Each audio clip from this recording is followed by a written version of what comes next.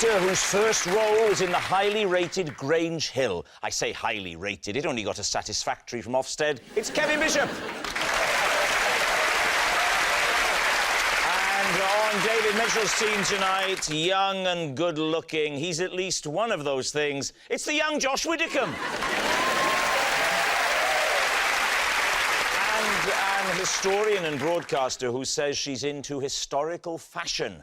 So is David, but not intentionally. It's Professor Kate Williams. So we begin with round one, Home Truths, where our panellists each read out a statement from the card in front of them. To make things harder, they've never seen the card before, they've no idea what they'll be faced with, and it's up to the opposing team to sort the fact from the fiction. Josh is first up tonight. Josh, would you reveal all? To keep fit every morning, I do just one press-up, one sit-up and one star jump. Please, team. Well, it's clearly working. Do you know what? I'm going to take that on face value. Thank you very much. Why don't you do more? You can manage 2 of everything, surely. No, because it's in the bathroom every morning. Right. And I've never been very good at physical fitness. I don't enjoy it. But what happened was I thought I'll start by doing one of each and then I'll build up slowly but surely. Yeah. Do you press up on your fists or your hands? Well, my hands, because I'm not insane. On your hands? Can you do press-ups on your fist? Yes, I can. Yes. Yeah, I do about 50, 60, 70. There's no end to my... Whoa, really? You mock what I do. That's right. But... Yes. He does 60 press-ups, I do 1. Who's in the better shape? Well, hang on, he's climbed Everest. What have you ever done? 1 sit-up, 1 one star jump. Could you demonstrate how you do it for us? Why don't you pop yourself just there? All right, so... Shows. Do you go into this in a sort of giddy way, or do you warm up? Because I find... I warm up? I find when I wake up in the morning, it takes me a while before I reach my full potential. I can't just go at it hammer and tongs. I have to stretch a little bit, make sure all the extremities are working. This is another detail as to why I do it in the bathroom, because I go for a shower, I take my boxer shorts off, which I sleep in, so I normally do it in the... in the nude? In the all-together, yes. Yeah, OK. Well, what order do you do them in? Press-up, sit-up, star jump. Well, you've got a So I do system. strength followed by cardio. Go on, then, do your press-up. Ready? Yeah. Yeah. We've been ready for a while, Josh. I'll be honest, normally I have my inhaler, so this is a gamble.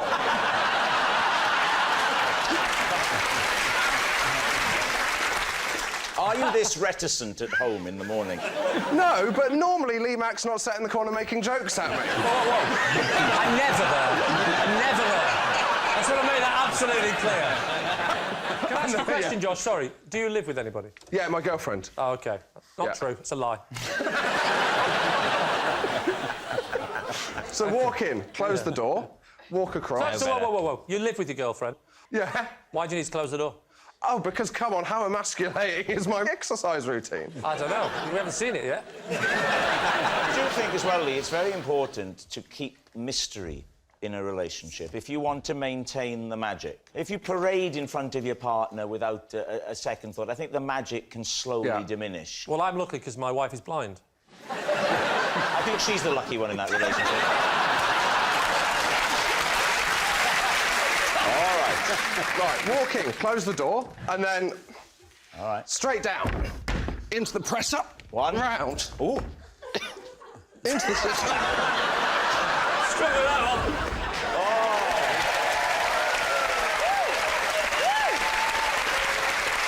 Do you remember, back in the day, those, in the Rocky movies, the training montages? Yeah. That's what's coming back for me when I watch them. Have you been doing this for long? Yeah, 3 months. You seem to be struggling a bit on the sit-up. Well, I'm not going to lie to you. I'm not going to lie to you. There's a... By the way, you may have to at some point.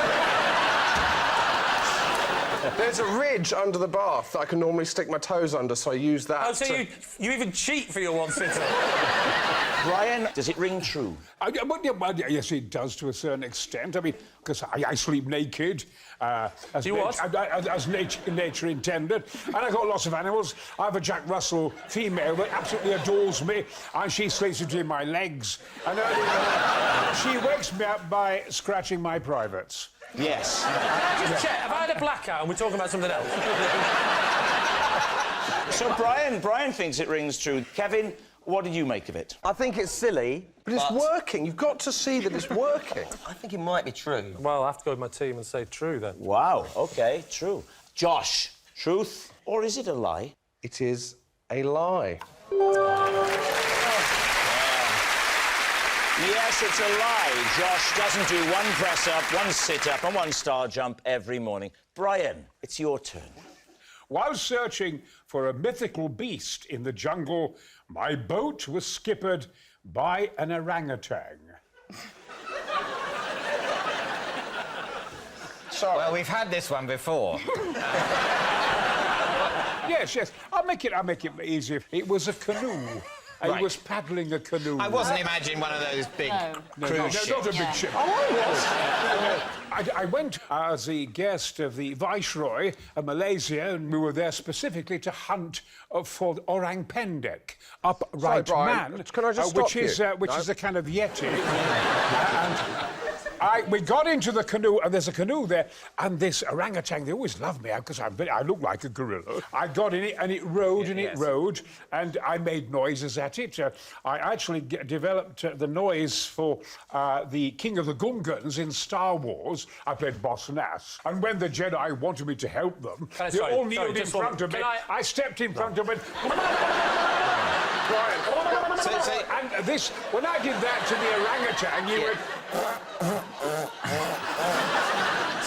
So let me clarify. You're in search of a mythical beast, and you arrive in Malaysia, and you come across a river, you get into a canoe, the canoe, at the oars of the canoe, is already an orangutan. That's right. He starts rowing. You give directions to the orangutan using noises later to be employed in a major sci-fi franchise. Yeah. How far did the orangutan take you? Oh, about 10, 15, 20 miles. Very powerful. Very Did you upright feed body. him? And at the end of the journey, when we got off the bank, he gave me a wonderful, big, deep-throated kiss. I would like to pause the proceedings and have a word with my client. And of course... We'd like to change your plea. And he liked... Insanity. He loved it when I... He loved it when I belched. Let me ask this. The orangutan, was he paddling with an oar? Oh, yes, he's right. Or was he paddling with his large hands? No, he was paddling like an Olympic rower. Oh, no! Come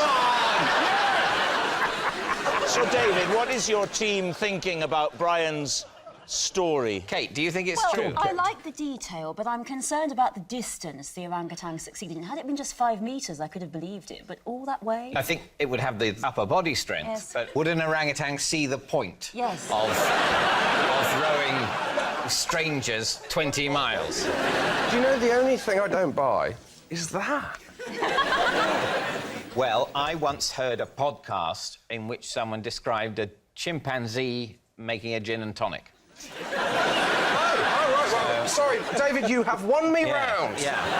So you're saying it's true? Yeah, it's true, Say yeah. true. Brian Blessed, was that the truth or was it a lie? True.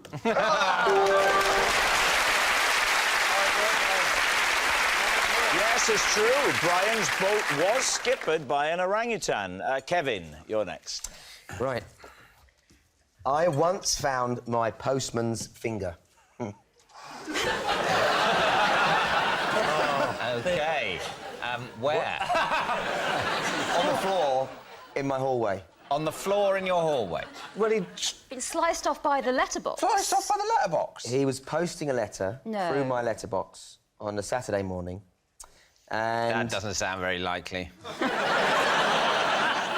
And we suddenly saw a postman up against the window with a finger missing. He was banging on the window, screaming for help. And when we went to answer the door, the finger was just there. It was completely off. From where? From halfway? From his hand. No, from his hand. I mean, so whereabouts on the finger? From the top knuckle.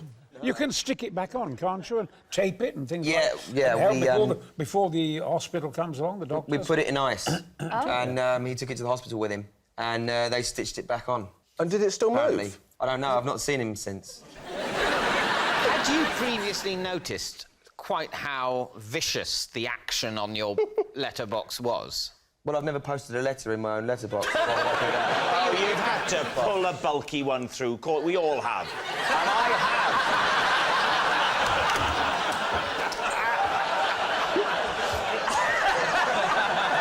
Well, what I bet happened is it came down on him and he recoiled in terror. Something that I'm sure Brian could act with great... Imagine, Yeah, Brian, yeah. you put your finger in, you got it caught. How would you recoil? How do you go? Ah! Something like that. Yes, yes. That sort of thing, yes. Was it harrowing? Like, I'd find him, that... yeah. For him. It must have been quite harrowing for you. How old it were you? was. Yeah. I was about 10. And who phoned 999 and say, Not the postman. I've got the postman's finger?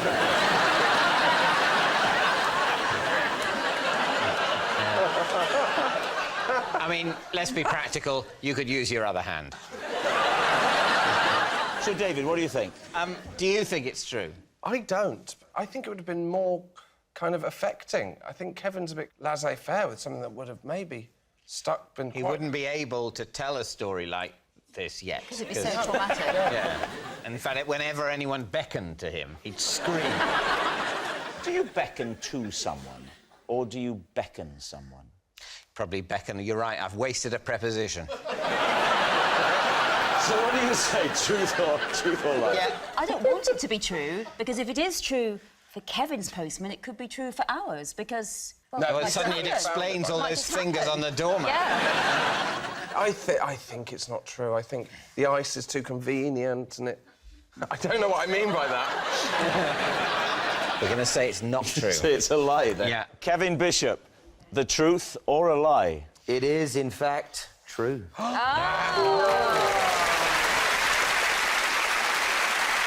Our next round is called This Is My, where we bring on a mystery guest who has a close connection to one of our panellists. Now, this week, each of David's team will claim it's them that has the genuine connection to the guest, and it's up to Lee's team to spot who's telling the truth. So please welcome this week's special guests, Jenna, Thomas and Joanna.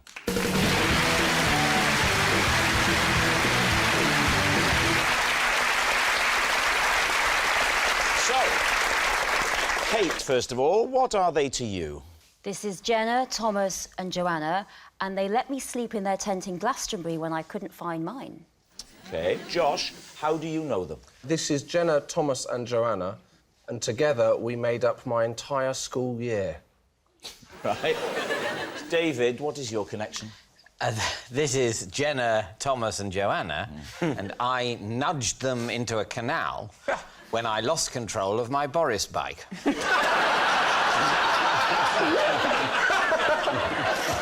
So, there we have it. Are they Kate's festival friends, Josh's school chums, or David's bike buddies? Lee's team.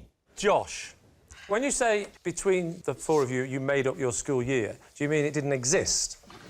My entire year was us four. So I'm looking at faces now to see if they look an equal age. Now, well, yeah, I suppose they... Do you think they look an equal age? Yeah, they do, yeah. Yeah? Yes, that's convincing. OK, that bit of the story we believe. Yes. They look a lot younger than Josh, it has to be said. Well, Well, you know, they're probably doing 3 to 4 press-ups a day. what's... Between them or in... What year was this? 1987 Yeah. to 1994. I'd have been 4 to 11. Where was it? Where were you at school? Devon, Where in Devon? on Dartmoor. How many kids were in the other years? Oh, well, ours was the smallest. You don't say. Yeah. So the one below was 6. Right. I think it actually started to get bigger because the school got more popular, so by the time I was leaving, you were looking at 8s or 9s. Right. It's ridiculous. How does a child get any attention with that sort of class size? Have you stayed in contact with them? I haven't stayed in contact with Jenna and Joanna. Why? Why? Hang on, let's test him on this. Which one is Thomas?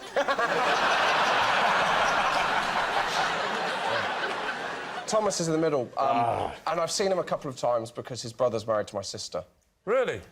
Yeah. And they talk about the Welsh, don't they? If this is the size of your year, what happened when you got to the nativity play or the summer concert? How The did summer concert? or the garden party or the... When you troop the colour, how did you do that? Well, it wasn't just a class of 4. We were taught 4 years together. Oh, so 4 4s, 12. 16. 16. 16. And that's the benefit of the smaller class size, isn't it? Is it still as small? Well, I don't still go. No, but you must know. You must know. It would be frowned upon if I hung outside counting the children. I'm interested to know what the system was at lunchtime. Was it packed lunches, or did they provide something hot? Obviously, because there was only, 40 children in our school, there was no need to cook school dinners on site. So what, you went to a restaurant? What are you talking about? So we went to Wagamama's. No. So what would happen? Because obviously most of us were packed. So there was... You've got a very high opinion of yourself. So what would happen would be, when you were answering the register, you wouldn't say here. Instead, you'd say packed or dinners. And then one of the children would tally up the amount of people that say dinners. Mm-hmm. And then they'd go and phone it through to the nearest school. Who would... The nearest school is where you are. No, to the next school. They would then cook us the 8 dinners and get them sent So across. you were having supply dinners, essentially, weren't you? Yeah, we had a kind of Meals on Wheels deal with our dinners. Wow. All right, who would you like to quiz next? David. Yeah, Dave. Where were you cycling on your Boris bike? The Regent's Canal in London. Sort of from where I live towards eastwards, towards King's Cross. Eastwards? Where were you going? Mordor? I was travelling eastwards. Eastwards, yes, easterly. In an easterly direction. I'm off out. Where are you going? I'm going eastwards. I'll see you later. When you're back, I don't know. It depends what the westerly wind's like on the way back. Have you got a bay of Boris bikes near you? Not that near me. I was hurrying somewhere and I was late. Where were you going? To a meeting. Were you wearing a helmet? I was not. Right. So you were going to a meeting. You're in a rush. How do you manage to knock 3 people in? It's ridiculous. Was it like, were isn't they it? stood dressed as dominoes? Yeah. No, they were sort of sitting on the edge of the canal. I was... Right, I'm not an experienced cyclist. I'd only got the Boris bike because I was running so late. Did you knock them in the river and you thought, let's swap numbers and keep in touch? That's exactly it. Yes. I thought that. So just talk us through it in a bit more detail. Did you knock them off with your body? Did you knock them off with the bike? I'm cycling along the towpath. I'm late. You're late. My phone rings.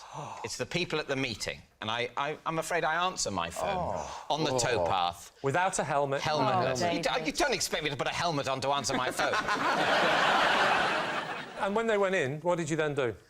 Well, they were out again as soon as they were in. It Shallow. wasn't a very deep bit of the canal. The deeper water is further out. That's actually the title of my collection of poems. David? Yeah. If I was cycling at speed and I hit 3 people, I think I'd go over myself. I think the momentum would take me off my bike. Well, what can I tell you? It doesn't happen. What about Kate? Do you have any questions, Brian, for Kate? Yes. What did Kate say? She couldn't find a tent at Glastonbury, so these 3 reprobates, let's call them, offered for her to sleep in their tent. They're my knights in shining armour. They rescued me. Do you know that I've just done the voiceover for all the loos at Glastonbury? Oh. For the loos? What do you say? What is the voiceover? Are you enjoying your loo? Some people don't have any loo at all. And all over the world, they don't have a loo. And you're privileged to have a loo. I've just done a whole government thing for it. I thought possibly you might have sat on one of these loos. I'm envisioning the thought of going into a loo and suddenly you popping into my ear. Can I just, at this point, Kevin, I know for a fact, can do a very, very good Brian Blessed impersonation. I know I wouldn't absolutely.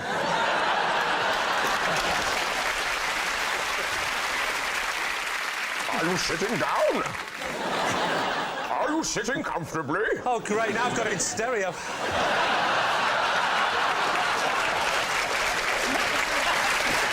First of all, when was this? This was Glastonbury 2011. My boyfriend bought tickets for him and his brother, and then I heard that Beyoncé was going to be there. So I said I'll come too, so I could see the goddess. OK, in person. So you've lost your tent. So 1 o'clock in the morning, I needed to go to the loo, so I set off in search of the loos with my phone. And because you'd gone to see Beyoncé, when you couldn't find your tent, there's a joke coming up. Did you go, uh-oh, uh-oh, uh-oh, uh-oh? Rob. No. He told us about some joke that was on its way.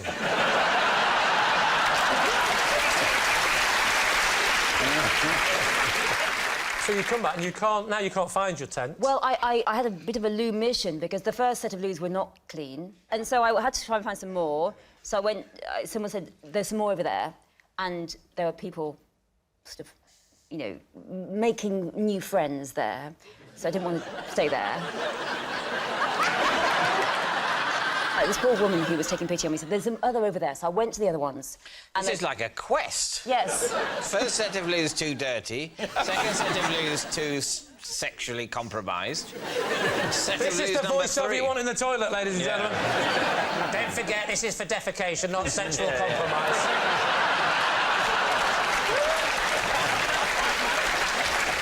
Yes, I have the precise timbre to reverse arousal. So you're crawling through the grass at Glastonbury. Found the third set. That was all fine. And then I thought, OK, I'm going to walk back now. But just couldn't find my way. How did they come about? Well, I was wandering around, and then I thought, I just thought, I'm going to have to throw myself on someone's mercy. So I think you say tent then. I thought that's no way of doing it. Surely just knock on the flat first. That's the voice you need in the toilet. I just saw these 3 friendly people, and I thought maybe I'll just approach them because I was getting desperate. So I said, look, I'm completely lost. And they said, we'll help you. We'll help you find these first set of loos, because if I found the first set, then I can find my tent. I see. So they said, look, we could be going all night, this is really useless, let's just go and sleep in our tent. What's the setup with Thomas, Jenna and Joanna? Well, this is a good point, Mob, because I did have that question. Good point. Unlike the postman. Good point. I know. I got it. I was wondering when the joke was coming. Well, that's the problem with postal jokes. It's always the next day when you get it.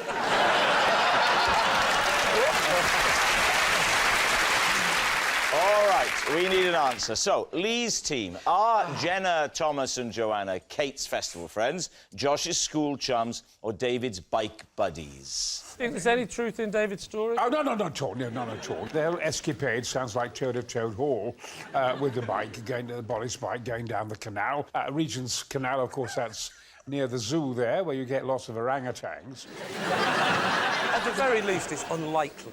Oh, it's definitely unlikely. I mean, it's worthy of anecdote. I mean, no one's going to come and say, these are, 3 people I said hello to in the post office. There's got to be an unlikeliness to it, or it's not worth televising. This is potentially worth televising.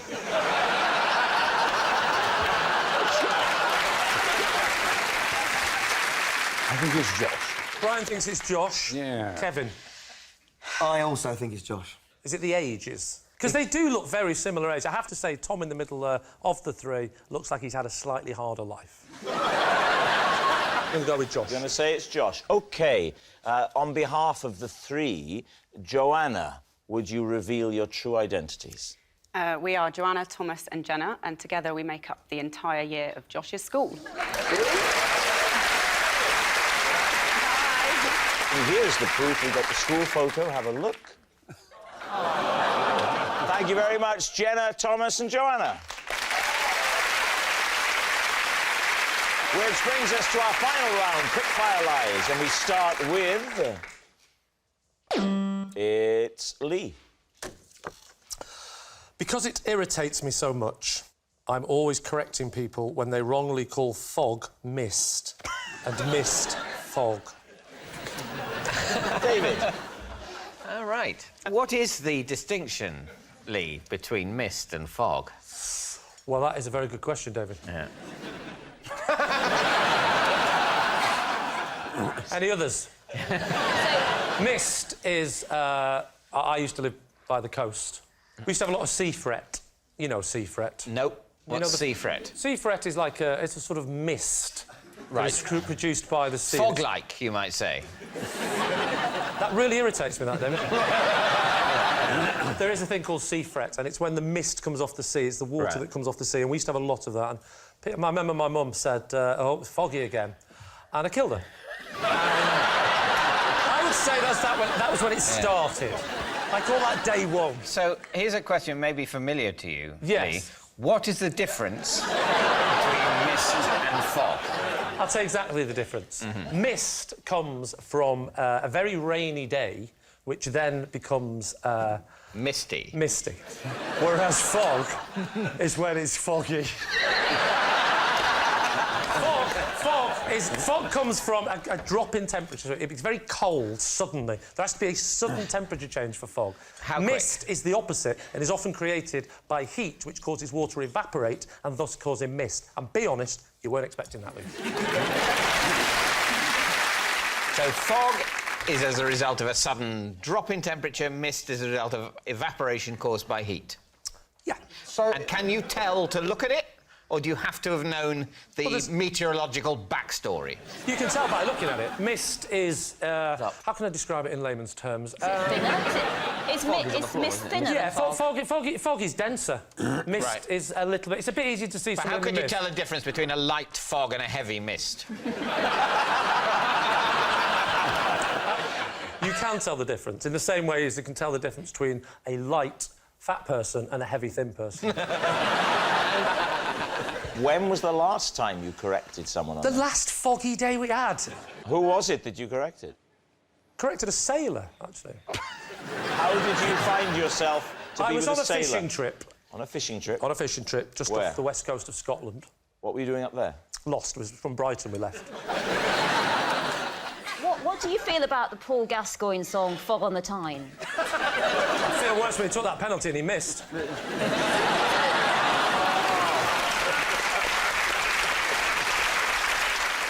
Why do you find people making this mistake between two phenomena that do look pretty similar? Why do you find similar? Yes, of course they look similar. No, they don't. Well, they look similar. It's like the air is difficult to look through. What is it about the distinction between mist and fog that makes it a particular bugbear of yours? I think it's because of when I lost my Uncle Pete at sea. So what are you going to say, then? Is it the truth? Lie. Lie. Lie. We think So it's a lie. OK, Lee, truth or lie? It's a lie. Oh, that noise signals time is up. It's the end of the show, and I can reveal that David's team have won by 3 points to 2. Thanks for watching. Good night.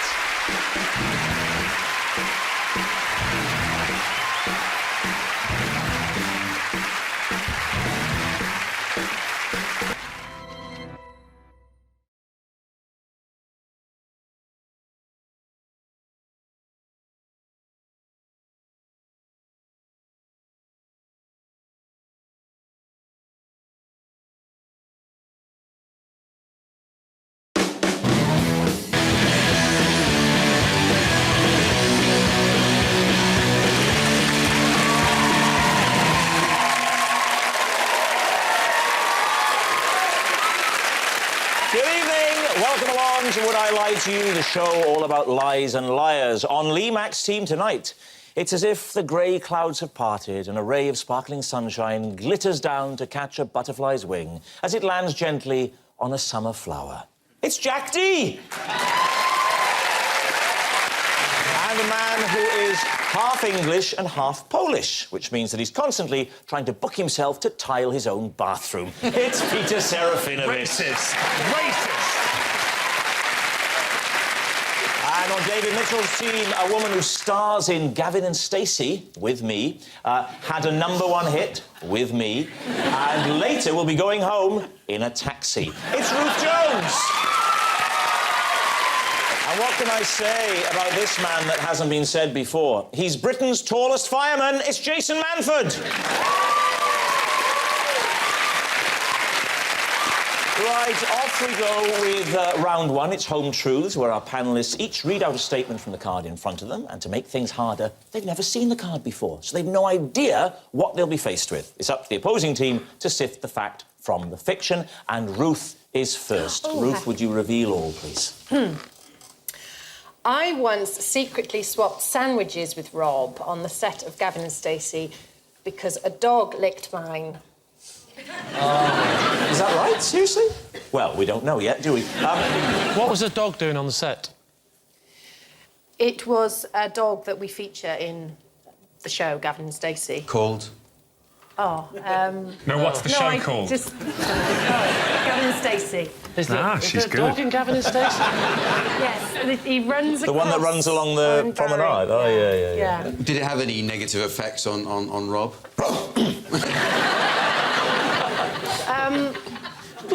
Do you think that's the sort of effect it's likely to have? A dog is licked, that you would slowly become a dog?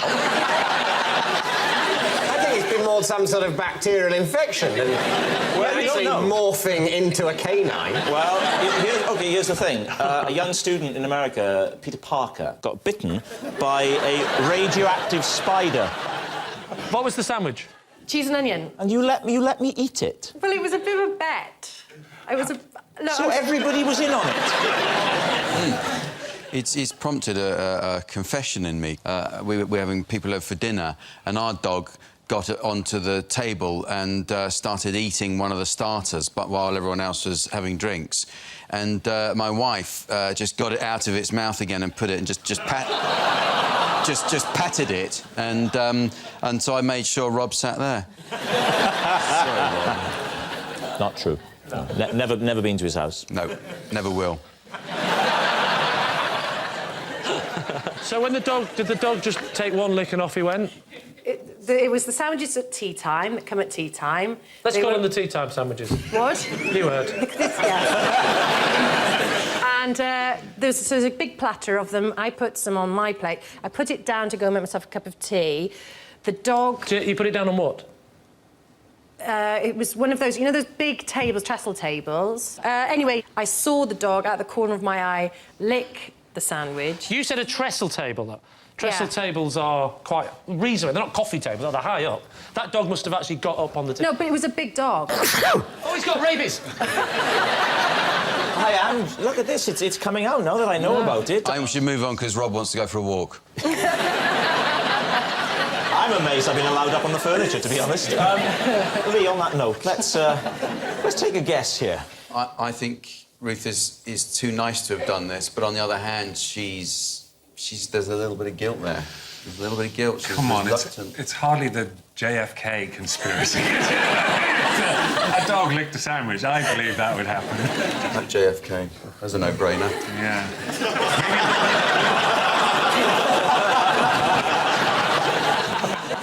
Jack, what do you think? I say true. You say true? True. You say true? I'll have to go with the team and say OK, true. you're saying true. Ruth, is it true or is it a lie?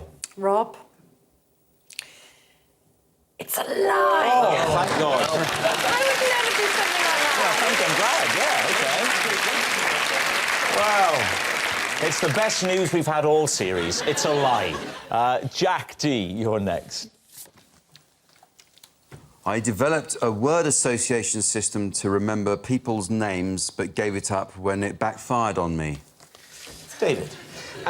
What was the word association system? Did I develop? To help remember people's names. It was Jack, you've just got a bit of fluff on you. Thank you very much. Keep thinking. What I do is I attach a quality to someone and then try and relate that quality to the person's name. So, just for example, so what would that be? So Jason Manford. If I think Jason and the Argonauts, and that would perhaps, and then next time I'll see you, I'll think. Argonauts will make me think of Jason. What's Argonaut like about Jason?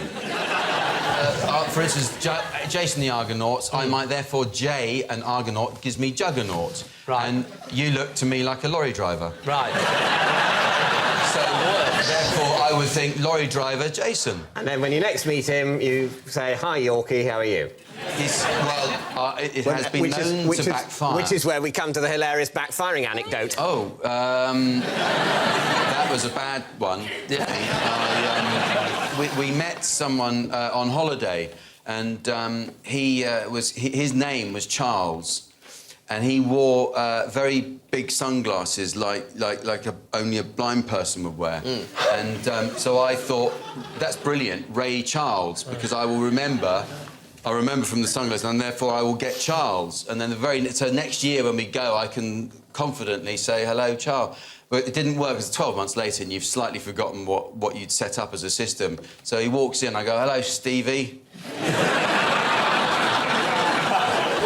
Where did you meet him? Where was it? On the holiday. Where was it? In Holidayville. Yeah. Just in Dorset. It was in Dorset. And what? So you were in a pub. You were in a pub, and he walked over, and you went, Stevie. He came out. Yeah, it was the following year, and I saw him again. Did he live round there? Where were you sat? No, he was a fellow holiday maker. So, and you developed a sort of mild acquaintanceship with a man whose name you could barely remember, but planned to holiday with him again. No, there was no plan involved, David. We didn't get together and say, are you going to be here next year? Yes, are you? But you obviously thought it was a possibility, because you already had a plan for remembering his name. Oh, I perhaps didn't explain correctly that I'd seen him the previous year at the same place and not known his name. So now it's 3 years on the So for 3 years, you and Charles holidayed with metronomic regularity at the same place in Dorset. You kind of escaped Well, that's the man. not so unusual. People tend to frequent the same place for holiday. Year one, you see him, but you don't exchange names. And then year two, you learn his name. To clarify this point, year one, there's no reason why I would know his name, because I hadn't been introduced to him. No. There's no reason for you to know his name at all. Year two, I had forgotten his name, but endeavoured to remember it for the third year. Right. All right, David, is that the truth, or is it part of Jack's impish sense of fun and a lie?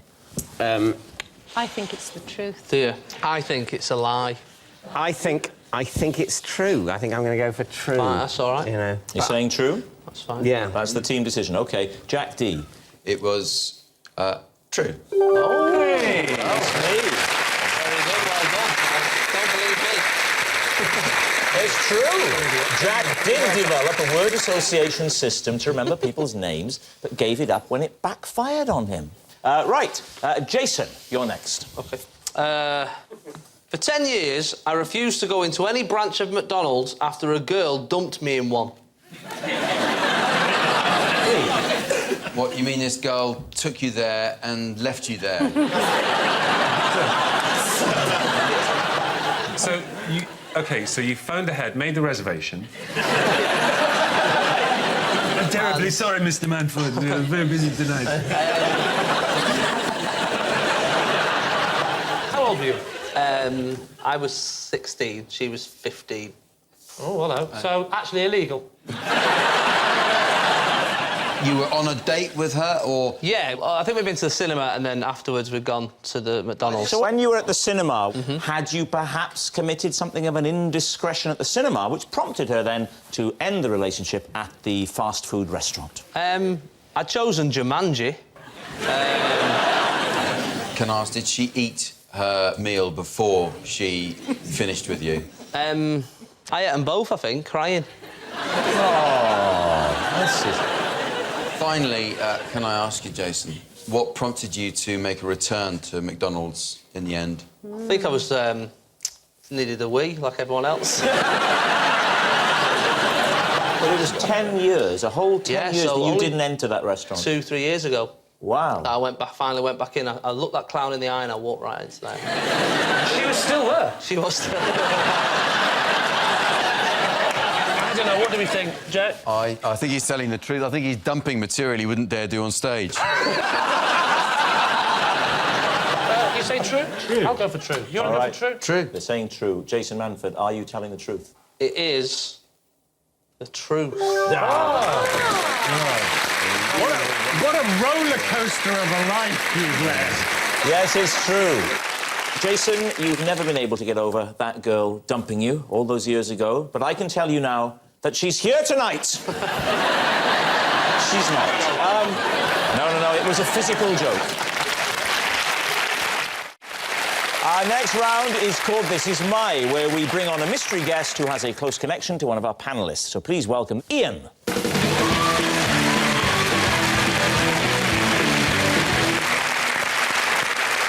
So, Ruth, what is Ian to you? This is Ian, and Ian saved my tortoise's life when he was about to be crushed to death at a recycling plant. Right. Jason, perhaps you'd like to explain how you know Ian? This is Ian. Me and Ian got assaulted by some school kids when we were promoting a local butcher's. I was dressed as a sausage and he was dressed as a chop. OK. And finally, David, your relationship with Ian? This is Ian. I bought 10 packs of AA batteries from Ian on eBay, and he sent me 100 packs by mistake. So, there we have it. Ruth's tortoise's lifesaver, Jason's sausage friend, or David's eBay seller. Lee's team, where do you want to start? Well, Jason, you were the sausage, weren't you? I was a sausage, he was a chop. When was this? Well, I was doing a bit of acting and stuff at uni, and there was a promotions firm, and we went out dressed as sort of hilarious, you know, things. Was Ian at the university as well? No, we met at the promotions. What butchers? It was just like a Summit and Son, I think, in Manchester. What, you mean like all the names of all the butchers? Well, yeah, if you want. The thing that I'm not sure about his story is that when he was younger, he was a very big lad. Well, yeah. Now, that's not the look you want for a sausage, is it? Sort of traditionally long and thin rather than sort of... Hey, all right, mate, have you come as a burger? No, I'm a sausage. So, you said there was an attack? Well, we've been there since, like, we got there early doors when they opened it up and that, and they got a little local celeb to cut the ribbon and everything. Who was the local celeb? It was Curly Watts, Kevin Kennedy. So he came in, he cut the ribbon. Can I just ask, what was Kevin Kennedy like? It was nice. It was nice chop. Nice chop. He was dressed up as well. Wow. So later on, it got to about 3, half 3, and obviously school kicking out time. We're obviously dressed Deliciously. Deliciously. They started picking on us. They were about 11. 11? And, How old were you? I was about 19, but I was dressed as a sausage, Lee. And these 11-year-olds were picking on us, calling us names and that. What names? What names, You know. yeah. Sausage. Sausage. If only it was that. Chop. You choppy bastard and that. You meaty prick. No, that sounds worse, actually. That sounds like a compliment. They pushed me over, and obviously I'm in a sausage suit, so I can't get up. Did you actually explode, or had you pricked yourself in advance? That's a nice sausage joke. Shut your face. OK, David, this wild and crazy story about getting too many batteries. Yes. You. Yeah. So you buy 10 packets of AA. Mm-hmm. Well, how many batteries in a packet? 2. 2? 2. So you bought 10 packets of 2? Yes. But no, surely you would buy a big box of like 24. There was a deal on eBay for packets of rechargeable batteries. Sorry, David, when was this?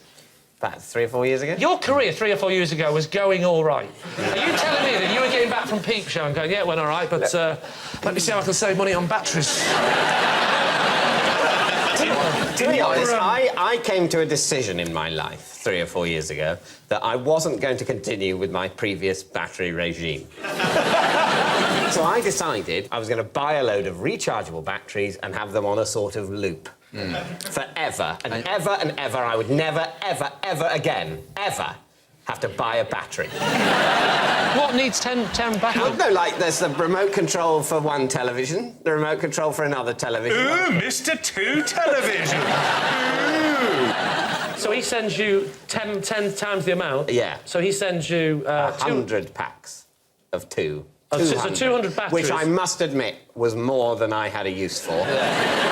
Did you pay using PayPal or a credit card? I sent a cheque. True.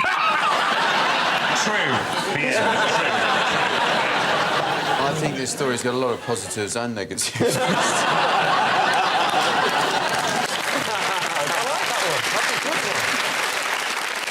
Right, Ruth, so talk us through the recycling story. OK, my tortoise... Whose name is? Tom. Your brain literally went, what begins with T?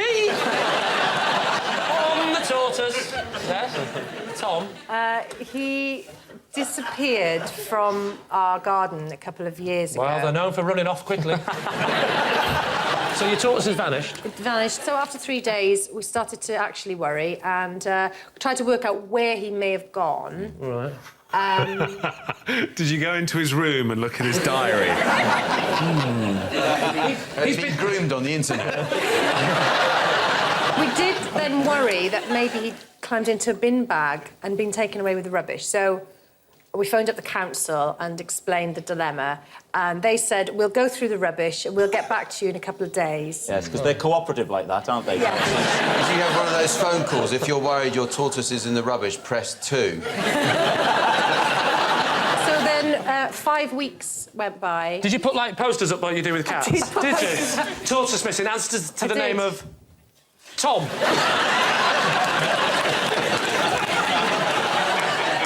5 weeks after he'd gone missing, when I was feeling very sad, we got a phone call saying, we've found a tortoise in the recycling plant. Let me ask you this, did they find it in a specific part of the recycling area, like in the plastics? They found it on the conveyor belt, on the can crusher bit. Yeah. You're saying this is now like a Disney film? It's like the end of Toy Story. It's trying to run away, It would make a good film, wouldn't it? I think, anyway, it was about 30 seconds away from the can crusher. Oh, wow. Give it a rest. You've ruined the story for yourself now. 30 seconds away? Well, yeah. But he was close to the end of the line, about to go in. Yeah. So all the other people on the line, they just missed the tortoise. They'd gone, I do cans, I do plastic. Who's going to do the tortoise? It's not my job. That's not my job. I don't do tortoises. Do you do tortoises? I don't do tortoises. So, all right, there we are. What do you think, Lee's team? I think it's David's story. I think it's the battery. I think he's the battery man, salesman. personally. Ian is exactly how I imagine someone like that would look. An online battery seller to look. Yes, yes. Don't think for 1 minute Ruth has got a tortoise, or has ever had it, because tortoises, they don't survive the cold. She lives in Wales. Right, I think... Well, who do we think? Does my opinion count for anything? No. Jason or David? Shall we go for David? Go on then. I'd say David, yeah. Go on then. Saying David, you're saying it's the online battery sales. Yeah. OK. Ian, would you please reveal your true identity? My name is Ian. I work for a recycling plant with up on Good Cargo.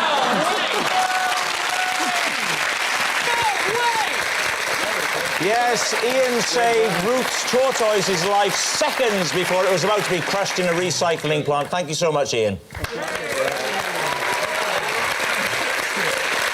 So, Ruth, that was incredible.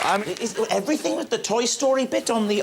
Yes. All true. He's really called Tom. He's really called Tom. Now, we've got a picture, actually. Great. Oh, there you are. That You're is about Tom. to eat the tortoise. Isn't that nice? Which brings us to our final round, quickfire lies, in which our panellists lie not only through their teeth, but against the clock. We start with... It's Lee. I've placed a £500 bet at the bookies that I'll live till I'm 100. David's team, what do you think? When did you place this bet? I placed this bet when I was 18 years old. And what odds did they offer? They offered odds of 1,000 to 1. 1,000 to 1. And you... Sorry, how much did you bet again? £500. So, when you're 100, you stand to gain what? £47, 38. How old are you now? I'm 41. Right, so at 18... £500,000. Well done. So you're only a couple of years younger than me. At 18, £500 was quite a lot of money back then. It was. Where did you get £500 from? I inherited it from my granddad, who reached the age of 100. Oh. And I thought that would be an appropriate thing to do. Your granddad was 100 before you were 18.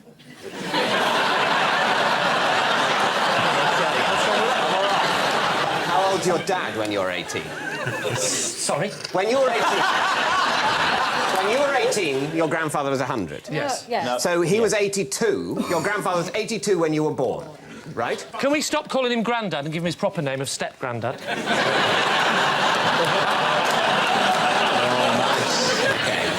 Show some respect for the dead. He's 200 years old. He was your step-grandfather. But you still decided that... After your grandfather died, your grandmother married a much, much older man. Well, she was very old. She was very old when she had my... Yeah. Why did you decide... How old was your grandmother when she had your dad? She 71? She was 45 when she had my granddad. Right. Look, it's a weird family, I'm not going to lie.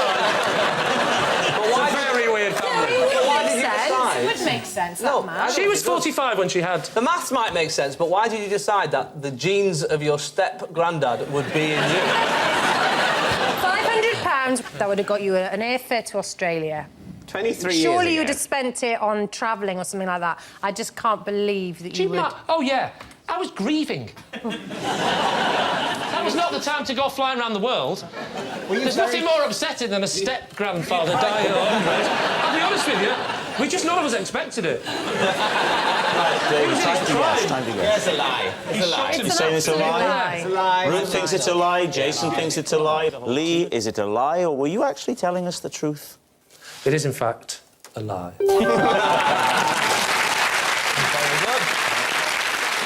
No, it's not true, but Lee's going to feel like such an idiot if he does reach 100. Not because he didn't place the bet, but because he'll be wetting himself on a bus and telling strangers he used to be on the telly. Next. Peter Serafinowicz.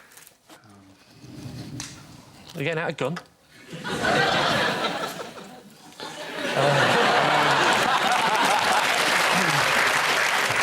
My first drink of the morning is always a mixture of tea and coffee.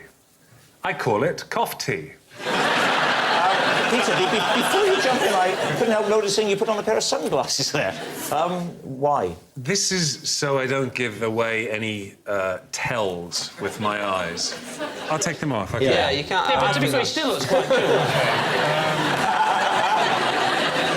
So, it's disgusting, isn't it? Half tea, half coffee? I don't like it when you, like, the same teaspoon's used after a coffee into a tea. So to mix the two together, weird.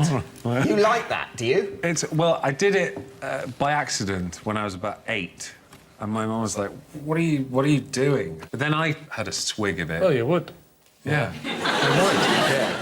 Can I ask, how do you make it? Do you make the tea in a pot and the coffee in a cafetiere and then pour it? Or do you do an instant and a tea bag? I've only ever had it with instant. I don't think you'd sort of sully a nice espresso or whatever with a tea bag. Do you take sugar in your coffee tea? No, that would be weird. Sorry. You can have half white sugar and half brown sugar. Oh, pervert. What's it called? They had coffee tea. You could have called it toffee. That would have sounded right. Yeah. There's already a thing called toffee. I think the very fact that he said you wouldn't do it with proper coffee, only instant coffee, shows that he despises it as a concept. Yeah. And he can't bring himself. Otherwise, if you really meant this about coffee, you'd say, I use the finest coffee and the finest tea. David. And I blend them exactly together. Can I just say, calm down, OK? Just calm down, dude. You sound like you've had too many coffee teas today. Right, come on, David. Well, what do you think? I think absolutely it's a lie. I think a lie as well. Yeah, I think it's a lie. You think it's a lie? So... All right, yeah. Peter, is it the truth or is it a lie? I was telling the truth. It was a lie, and he even lied as he told us whether or not it was a lie. Next. No, that's me. Right, here we go. I once stole Catherine Zeta-Jones's dinner money. Well, of course, you're both Welsh, so you presumably went to the same school. Yes, applaud that thinly veiled racism. What age were you?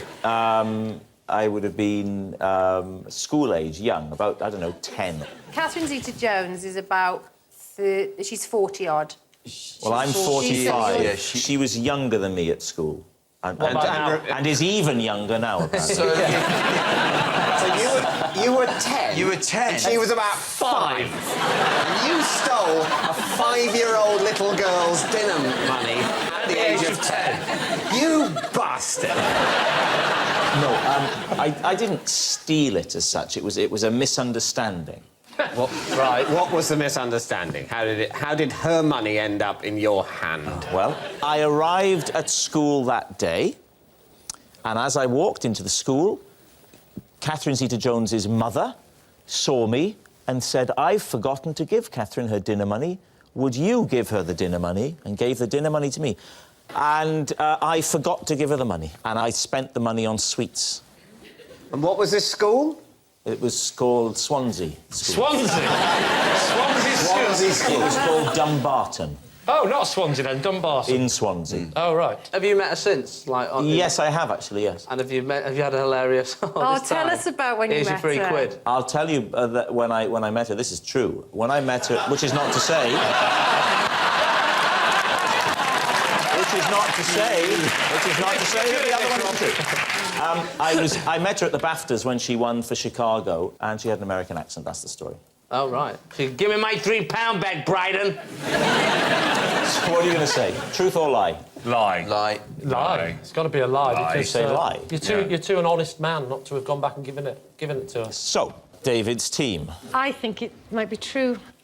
I'll go with what Ruth says. Yeah, all right. We'll say it's true. You're saying it's true? Yeah, yeah. You say it's a lie, you say it's true. So it is true.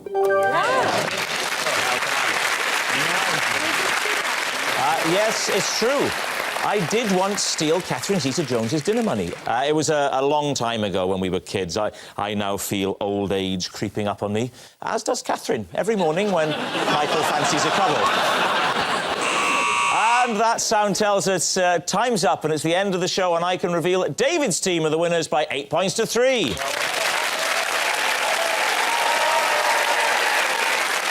But it's not just a team game. My individual liar of the week is Ruth Jones. Yes, lovely Ruth Jones, whose irresistible South Wales charm is a bit like my irresistible South Wales charm, except that it's irresistible and charming. Goodbye.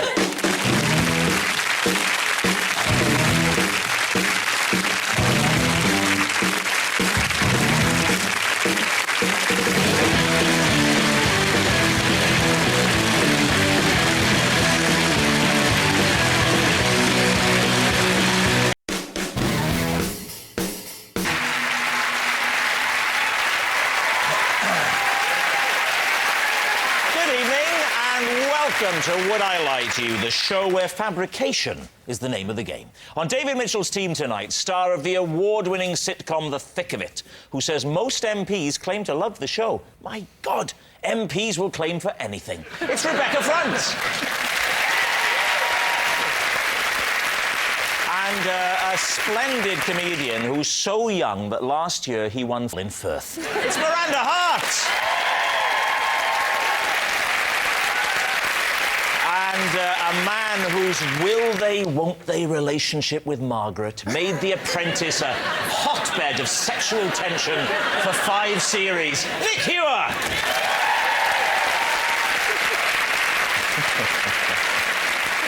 And we start with round 1. It's Home Truths, where our panellists each read a statement from a card in front of them, and to make things harder, they've never seen the card before, so they have no idea what they'll be faced with. It's up to the opposing team to separate the facts from the fibs. Nick, you're going to be first. When filming is over for the day, Lord Sugar and I sometimes wind down by playing ping-pong on the boardroom table. That's a hell of a story. True. David, what do you think? Have a minute just to let it sink in. You don't play on a proper table tennis table. No, you just play on the boardroom you can buy. It's underneath, actually, in the boardroom. It's rolled up, and then you unroll it and you clamp it on the boardroom table, stretched across, and you're in business. So is it just the net, just a net, Just or is there a net. also No, we don't have the lines. a mat with lines? No, No, it's just the table is slightly bigger than regulation size. right. Is it not also curved? curved. I thought it was curved. You're thinking of Lord Swimming.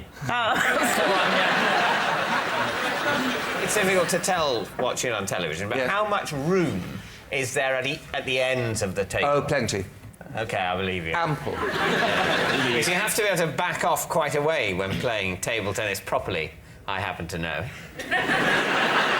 Can we stamp on this immediately? Lord Sugar's boardroom is plenty big enough for almost everything. Yet you play table tennis. Where do you keep the bats? Are they under the table during the... Under the table. She's left now, hasn't she? Under... Not Margaret, no. I'll tell her. Not talking about Margaret. Margaret's no bat. Tell us how this whole thing started. It was my idea. You crazy fool. It was my idea. No, but the point is that it's a fairly long, drawn-out process. It is tense. It is nerve-wracking, particularly for Karen and I, because we don't know what on earth's going on. It's only Lord Sugar who's master of all this. And I just sort of murmured to him once that I find this very difficult. And he said, well, look, don't worry. Next time I'll bring in a net and some balls and some bats. And it'll help you relax. And it grew out of that. There's nothing strange about that. So what does Karen do? How does she relax? Because if you're playing... She's umpire. She's umpire? She's got a very keen eye. So what do you think, David? I think this is absolute nonsense, albeit convincingly told. I think if Alan Sugar wanted to play ping-pong, he'd have a proper table tennis table and he'd play it on that. So we think it's not true. We think it's not true. No. Think it's a lie? Yes. OK. Nick, truth or lie? It's a damned lie. Very convincingly told, though. It was a lie. Nick doesn't wind down by playing ping-pong on the boardroom table with Lord Sugar. Jack, you're next. I was once commissioned to paint a portrait of Giles Brandreth's cat. OK.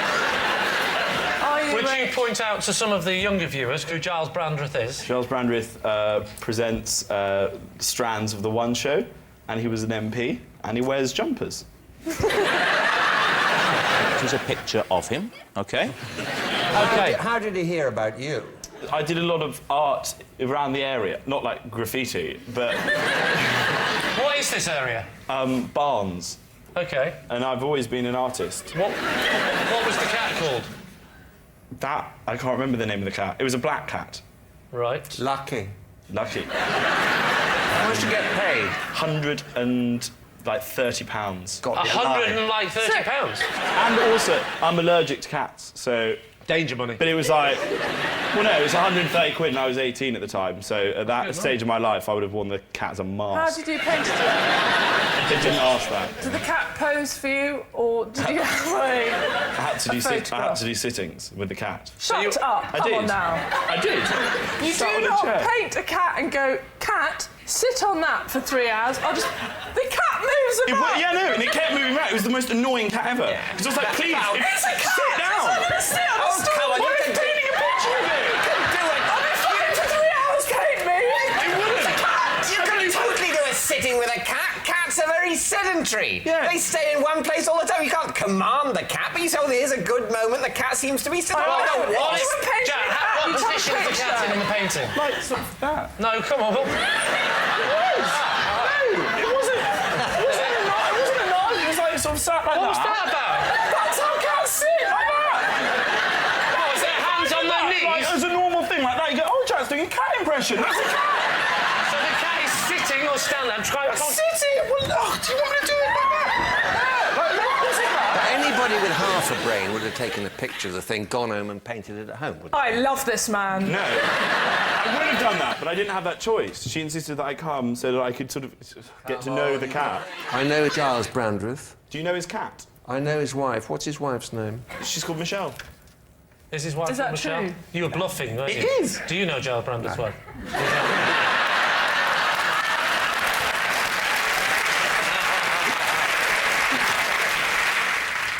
So you were quite a good artist, were you? Reasonably good if he's paid £130? Yeah, I was... No, that's fine. Stay there. Draw me a cat. Right.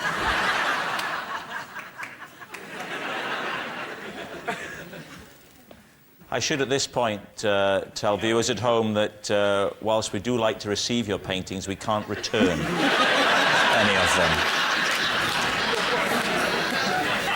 The suspense is good. David is captivated.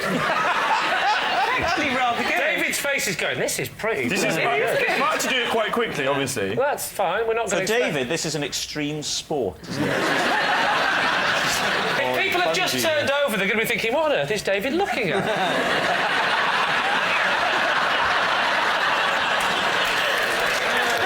OK, Jack, reveal the cat.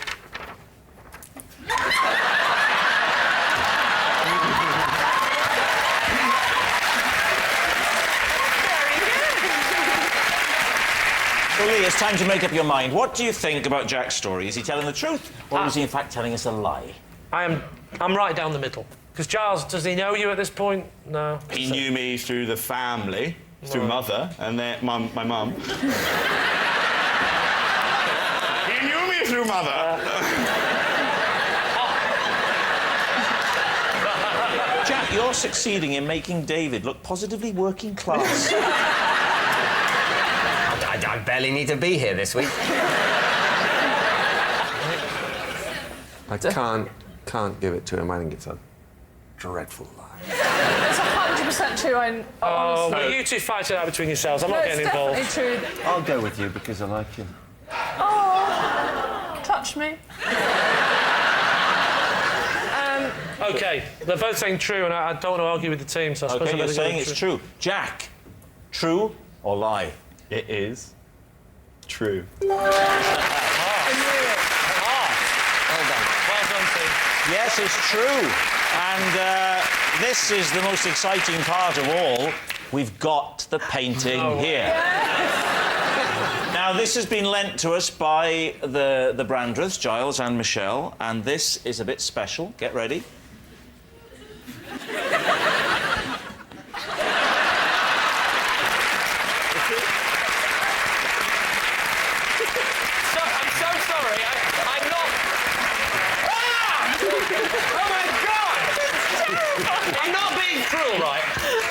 A bit like a dog to me. Well, here's the thing. That is the most canine cat I've ever seen.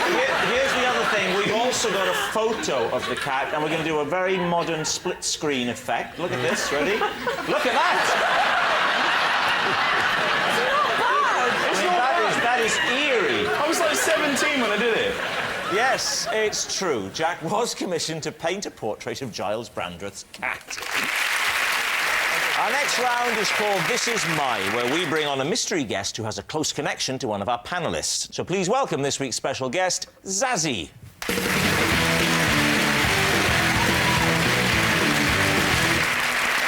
So, Miranda, we'll start with you. How do you know Zazie? This is Zazie, and we once had a trial together for a professional ladies' football team, but we didn't make the grade.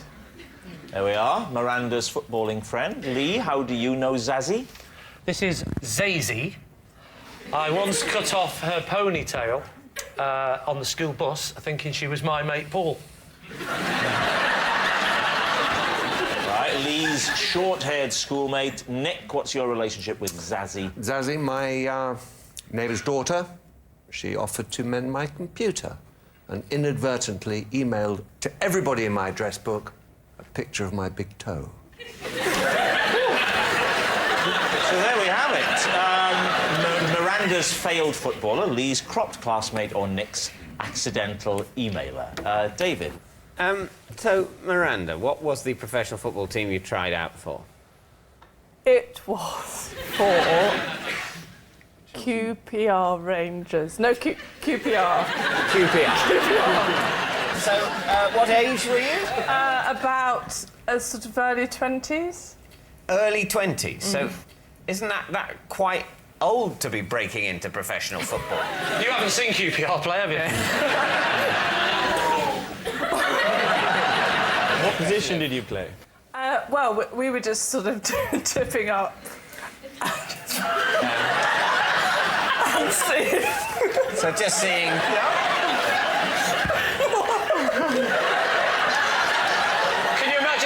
what she'd have done on the day.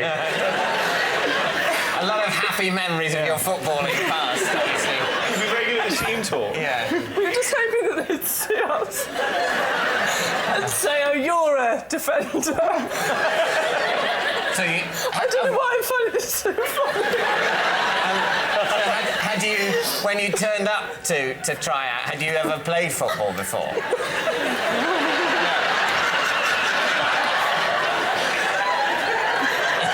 You just thought if football's probably not a thing that involves practice. You've either got it or you haven't.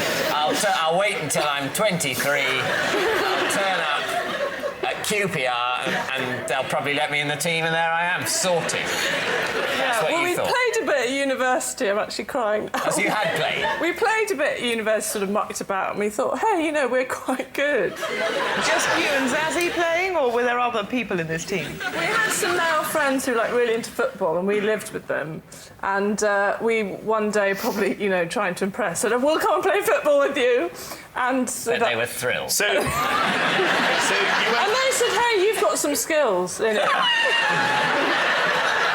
OK. So, Nick, what went wrong with your computer? What was... Running slow. Grindingly slow. And why didn't you contact someone, you know, a proper computer person? No, or maybe she is a proper computer person who happens to be your neighbour's daughter. Very simply, because we know them very well. I know that she did a computer course at university. And why would I go out and spend a fortune when Zazie can come in for a tenner? And why was there a picture of your big toe on this computer? No, one of the issues was it obviously was clogged up with stuff and I needed it purged. And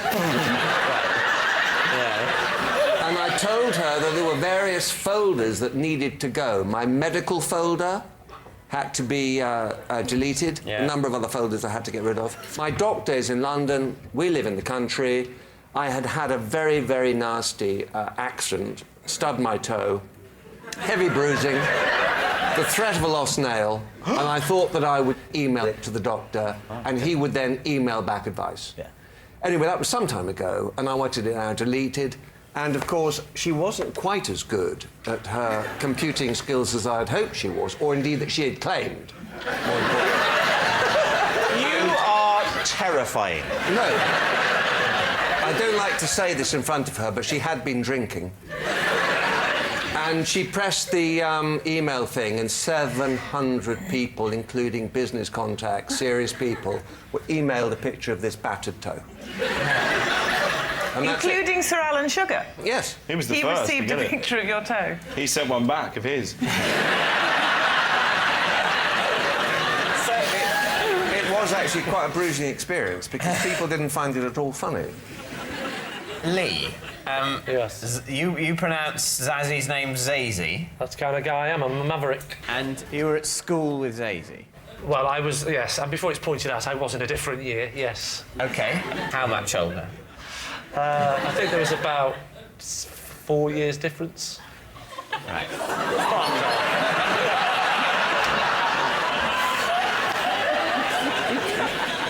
But you cut off Zazie's ponytail. Can I just point out, we weren't actually at the same school. I should get that in, really. We were on we call it the school bus. It wasn't a school bus that was only for school children. It was the bus I got to school. So it was a public bus. And she was a child who didn't know on the bus. It starts to sound like a court case, David. Can you back off? And you attacked her head with a sharp object. I didn't attack her.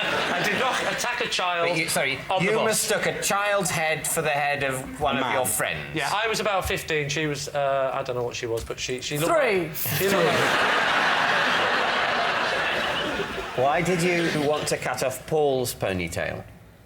Well, Paul's ponytail I've always found a little bit annoying. I mean, let's face it, have you ever seen a ponytail on a man and not wanted to cut it off? It's still a bit of a step to actually have a go, isn't it? Because after all, it's up to people how they have their hair. It's not up to you, is it, Lee? Trust me, David, if it was up to me, you wouldn't be having your hair like that. Yeah. Likewise. Thank you. Was Paul somewhere else on the bus? Yes, Paul sat next to me and he went, hey, go over there and cut my hair off. Why don't you go? All right, Paul, stay there, I'll do it now. So this... I was a gullible fool. This is an environment in which you don't know Paul's on the bus at all. No. Paul, I You don't just see the back of a little girl and go, "There's Paul! Where are my scissors?" I thought you might know Paul was somewhere on the bus, and then you see the ponytail, and you've only got a moment, quick snip. You don't even know Paul's there. You're just seeing ponytails and snipping away, despite the fact that Paul is apparently wearing a little dress.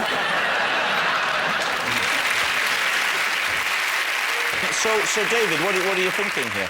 I'm slightly inclined to believe Lee. What do you think about Miranda's story about the football trial? That very much came to life, didn't it? He certainly seemed to know a lot about football, Yeah. so I was impressed with that. I think it might be Nick and his separating toe. Emailing of the toe. And what about you, Jack? I reckon it's Nick. And what about you, David? Well, I don't know. I'm stuck. Okay. But my two teammates agree, so I'm happy to go along with that. You're saying that it's Nick. And it's the toe and it's the email. Yeah. Zazzy, would you please reveal your true identity? I'm Zazzy, and Miranda and I once tried out for a professional football team.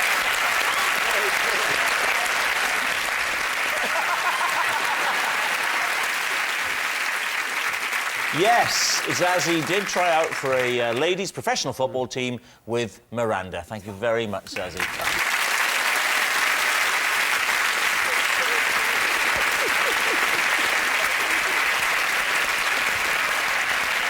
Time now for some high-speed lying in our final round, quick-fire lies. And we'll start with David Mitchell. I killed a rat with my BAFTA.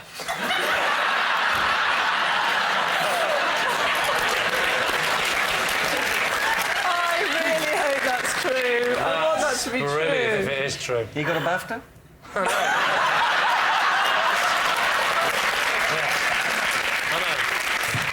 Where was the rat?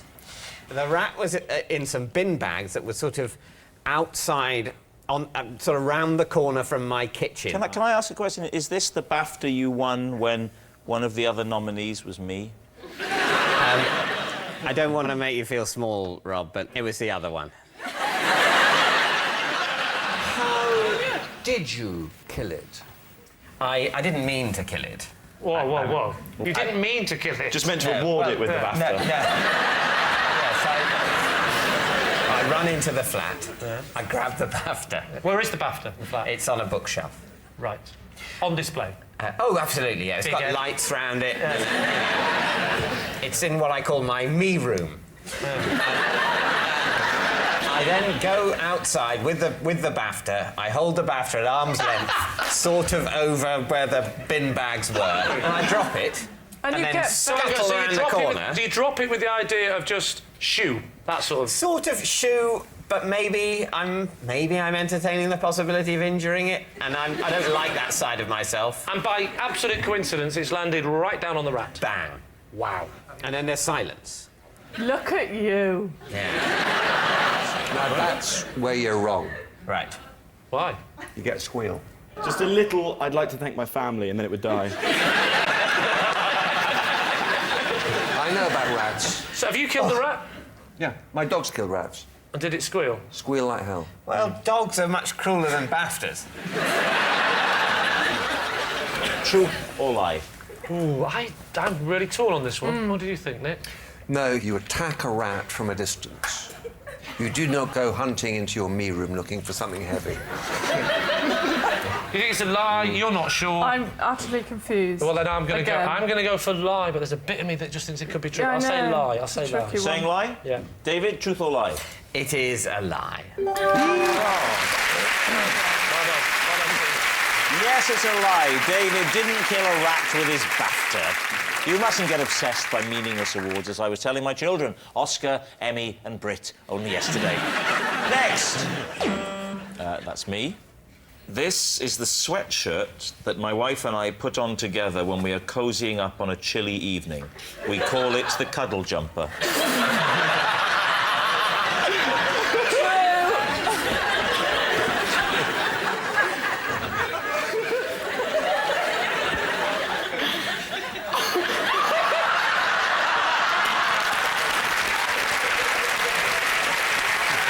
ask for the full demonstration with Nick? Would that be okay? Can we see a model? Can you model with Rob the cuddle jumper? Prefer not to. Well, yeah. We all prefer not to. That's why I got in quick. Because I know where it was heading. Yeah, you can cuddle up with him and you can... have to get in there. Come on, Nick. I know you've not done it before. Think of yourself as a bit of an apprentice with this. There we go. Stick your... How do we...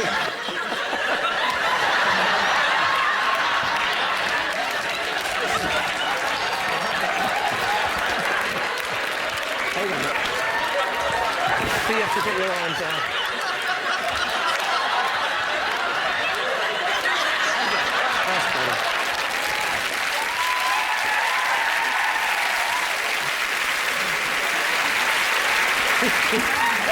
Quite nice, actually. All right. You can just sit in my lap there, Nick. Right. Ask... Who wants to ask first? Both teams. Nick, how does it feel? Yeah, that's my phone, by the way. Hard to describe accurately. Vicky, will you help me and turn this way? Because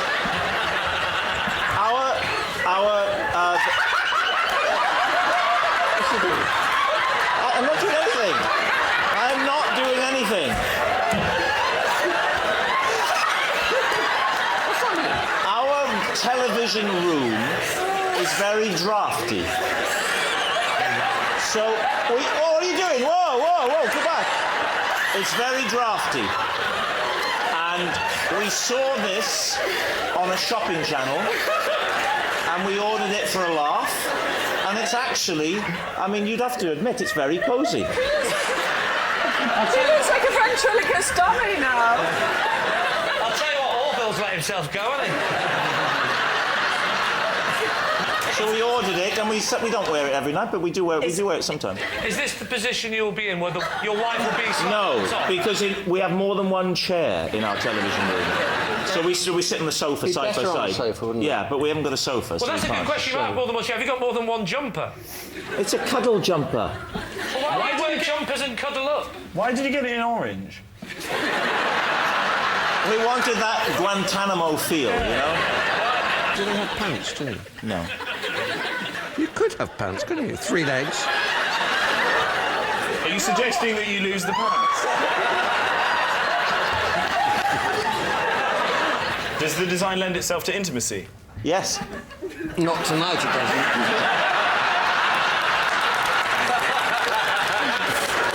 Time for a guess. What are you going to say, Lee?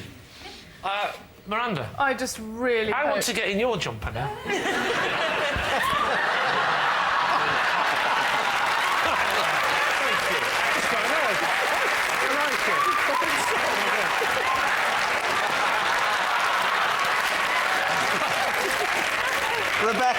Rebecca, this does put some pressure on you. It's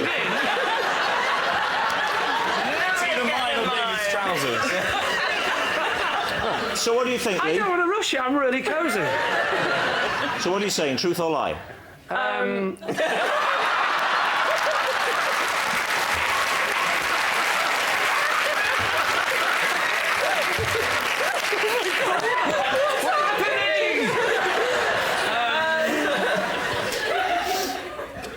We think it's a try.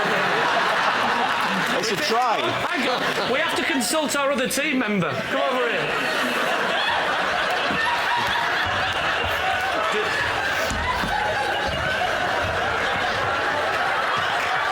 Do we think it's true or a lie? I don't know what the question is. The question is, does he cuddle up to his wife with In this this jumper? jumper? No. No.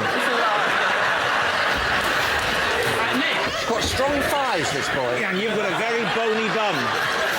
David, what about you and Rebecca and Jack? What do you think? I think it might be true. I think it's true. In a bizarre, perverse Quick as you like. universe. We'll go for true. You're saying true, and what are you saying? Oh, I forgot. Let's go back and ask Nick. We said it's a lie. You're saying it's a lie. Well, I can tell you, it's actually a lie.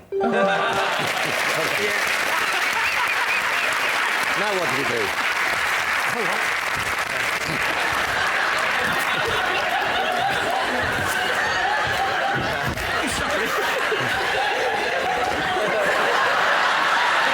It's great. It's great. There's room for three.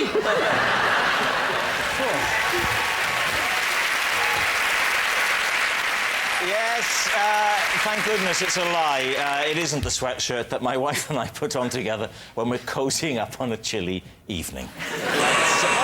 And that noise signals time is up, and it's the end of the show. And I can reveal that David's team have 3 points, but Lee has won with 5.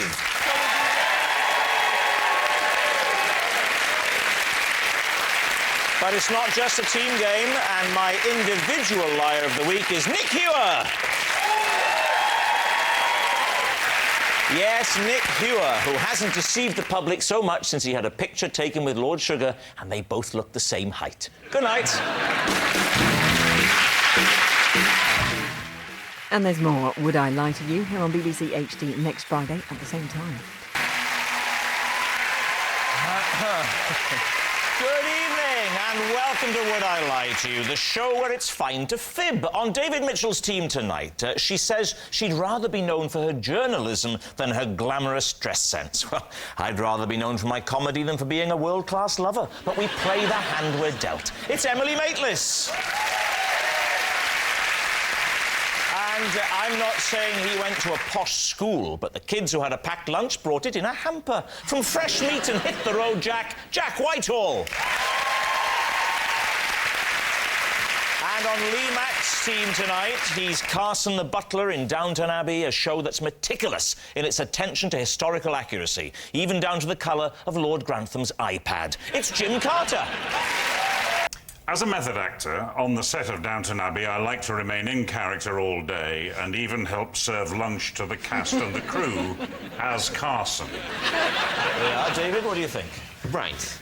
Well, my immediate question is that I think on a big set like Downton Abbey with a lot of high-profile stars like Maggie Smith, there'd be an insurance issue with unqualified caterers serving lunch.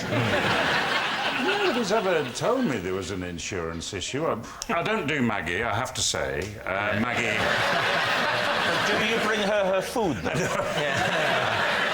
I don't serve Maggie her food. What I do is I bring the food to the people on the dining bus, rather than go around to individual caravans or changing rooms. Why do you think that helps your performance? It just helps me stay in character somehow. I don't like to switch off. I lose concentration if I switch off. I just try to stay with it.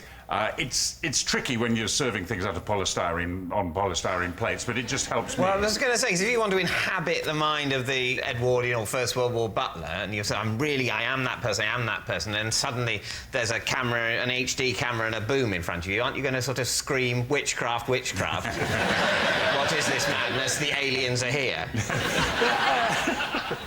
No, I would never dream of doing that, because I'm in the bubble, you know, so I don't notice those things. Do you do it with every role that you play? So if you were doing a film about, say, like a man that liked wearing women's underwear, you would be committed to wearing women's underwear for the whole shoot? You're the only person who's seen that film, Jack.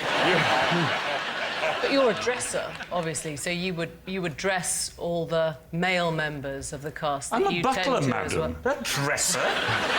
I mean, there are scenes in which you help Lord Grantham on with his buttons. pants. Yeah, that's when the other valets have disappeared or are in jail or have been accused of murder and things like that. Yeah, which is most It's only in extremis that I do the cufflinks. A butler will sometimes do that, I can vouch for that. I think the problem with you, Jim, is you've got such a lovely voice. Everybody's happy just... You're just sat there. You sat there like this. Yeah, you flounder in such an authoritative way. Viewers will be pleased to know that Jim's answer is now available as an audiobook. That method acting thing, though, is true. I met someone recently that was in Hollyoaks, and they were really stupid in real life as well. They do it all the time. I knew someone in Hollyoaks, and his granny used to watch every episode, and he said, Granny, you please don't... So what he did was, if it was his last scene of the episode, he'd go like that, and that was Granny could switch off then, because she knew he wasn't in anymore. So what do you think, David?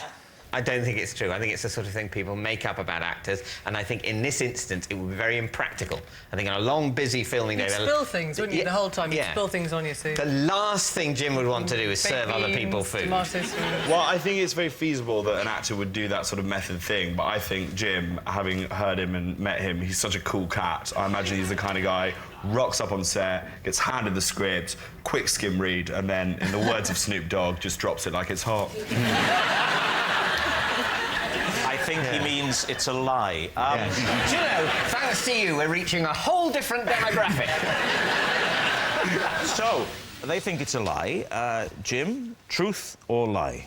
I do drop it like it's hot because it is a lie. Yes, it was a big fat lie. Jim doesn't remain in character all day at Downton Abbey. Jack, you're next. I once hid a girl in my bed whilst my entire family came into the bedroom to have a conversation with me. Right, Lee. Now, how old were you? I was 18. And a bit of a nervy question. How old was she? No, she was... she wasn't. She was of age. Of age? Yeah. 44. 65. No, she was just of a normal age. She mean a normal age? A normal age. It's a bit ageist, isn't it? An 18-year-old Are you saying that Rob's abnormal? Well, yeah, if Rob was in my bed, it would be a bit weird, but... Actually, a lot easier to hide it.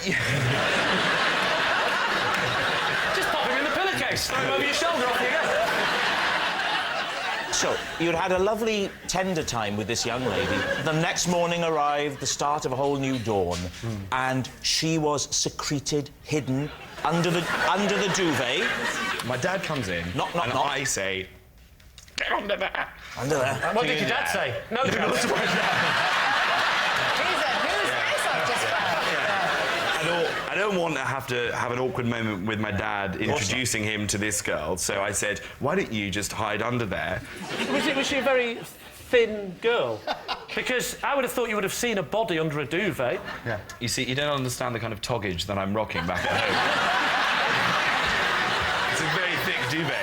Like, yeah, plenty of... Was it winter? Duvet to Jack? hide. Was Yeah, it winter? it was winter. But there's nothing worse than a heavy tog in the summer. Oh, I hate it. But I have 2 duvets within the thing, and then I take one out. So do I. I take one away for the summer. Yeah. Stick it back on for the winter. It's a lovely way of doing It's it. so when good. you're unsure. God, is it always this boring, this show? I'm just going to cut to the chase here. You two, watch him very carefully while I ask this question. What was her name? Yeah, well, that's no... I can't say on TV. Why? Oh, very good. I want to protect her modesty. But did your whole as I family did come on into that your morning. bedroom often? Oh, nice. Did they just go, "Oh, morning"? My dad All will of always you, come yeah. into my room, Yeah. and he always brings in the Telegraph and reads to me little extracts that he's found. And then your mum's behind him, and then your brother and sister, And then can we listen? Well, Can we what listen?" happened this one morning was that my dad had received a round robin, so he came in to read me this letter. I said hide under the duvet. Then my mum came in with a cup of tea, and my dad was reading this letter, so he was like, "Oh, Molly, Barnaby, why don't you come in as well?" Sounds like a rough family. So they were all round the bed, and she was sort of hidden under there. It was quite a long letter as well, so I had to keep sort of giving her a bit of air. And then You're doing that, were you? yeah. Is it a single bed or a double bed? It's one of these ones that's like a small double bed. Well, they're called single beds. It was, yeah, it wasn't... Is this the first time that had happened? Had you never been in that situation before? Or? I'd brought a girl back before, but I'd been very careful to sort of sneak her out in the morning. I'd, like, distracted my dad, and then you just go, so go. that was the plan. The plan was you were going to sneak her out without anyone noticing. Through the laundry chute? I didn't know what a laundry chute is. The butler normally just takes it from the room. Sorry. No, but I was planning on sort of sneaking out and not having to deal with this situation. Yeah. And at the end, she was under there for too long. I had to let her out. Not let her out. That sounded like she wanted to be there initially. The only way you can conceal someone lying under a duvet is to lie on top of them in exactly the same body shape that they are. Yeah. Really. Well, I was sort of, sort of over her. What the hell are you doing? No, I just like so I could, I had a bit of my body on her. I don't like humans touching me. Just a bit of... All right, so what do you think, Lee? OK, I think... Well, sorry, Jim. True, I think. You think it's true? I'm borderline true, yeah, true. Borderline true. Go on, then. We'll go with true. You're going to say true? OK. Jack Whitehall, were you telling the truth or were you telling a lie? It is a true. Scandalous. Yes, it's true. Jack did once hide a girl in his bed whilst his family came into the bedroom to have a conversation with him. Our next round is called This Is My, where we bring on a mystery guest who has a close connection to one of our panellists. This week, each of David's team will claim it's them that has the genuine connection to the guest, and it's up to Lee's team to spot who's telling the truth. So, please welcome this week's special guest, Benji.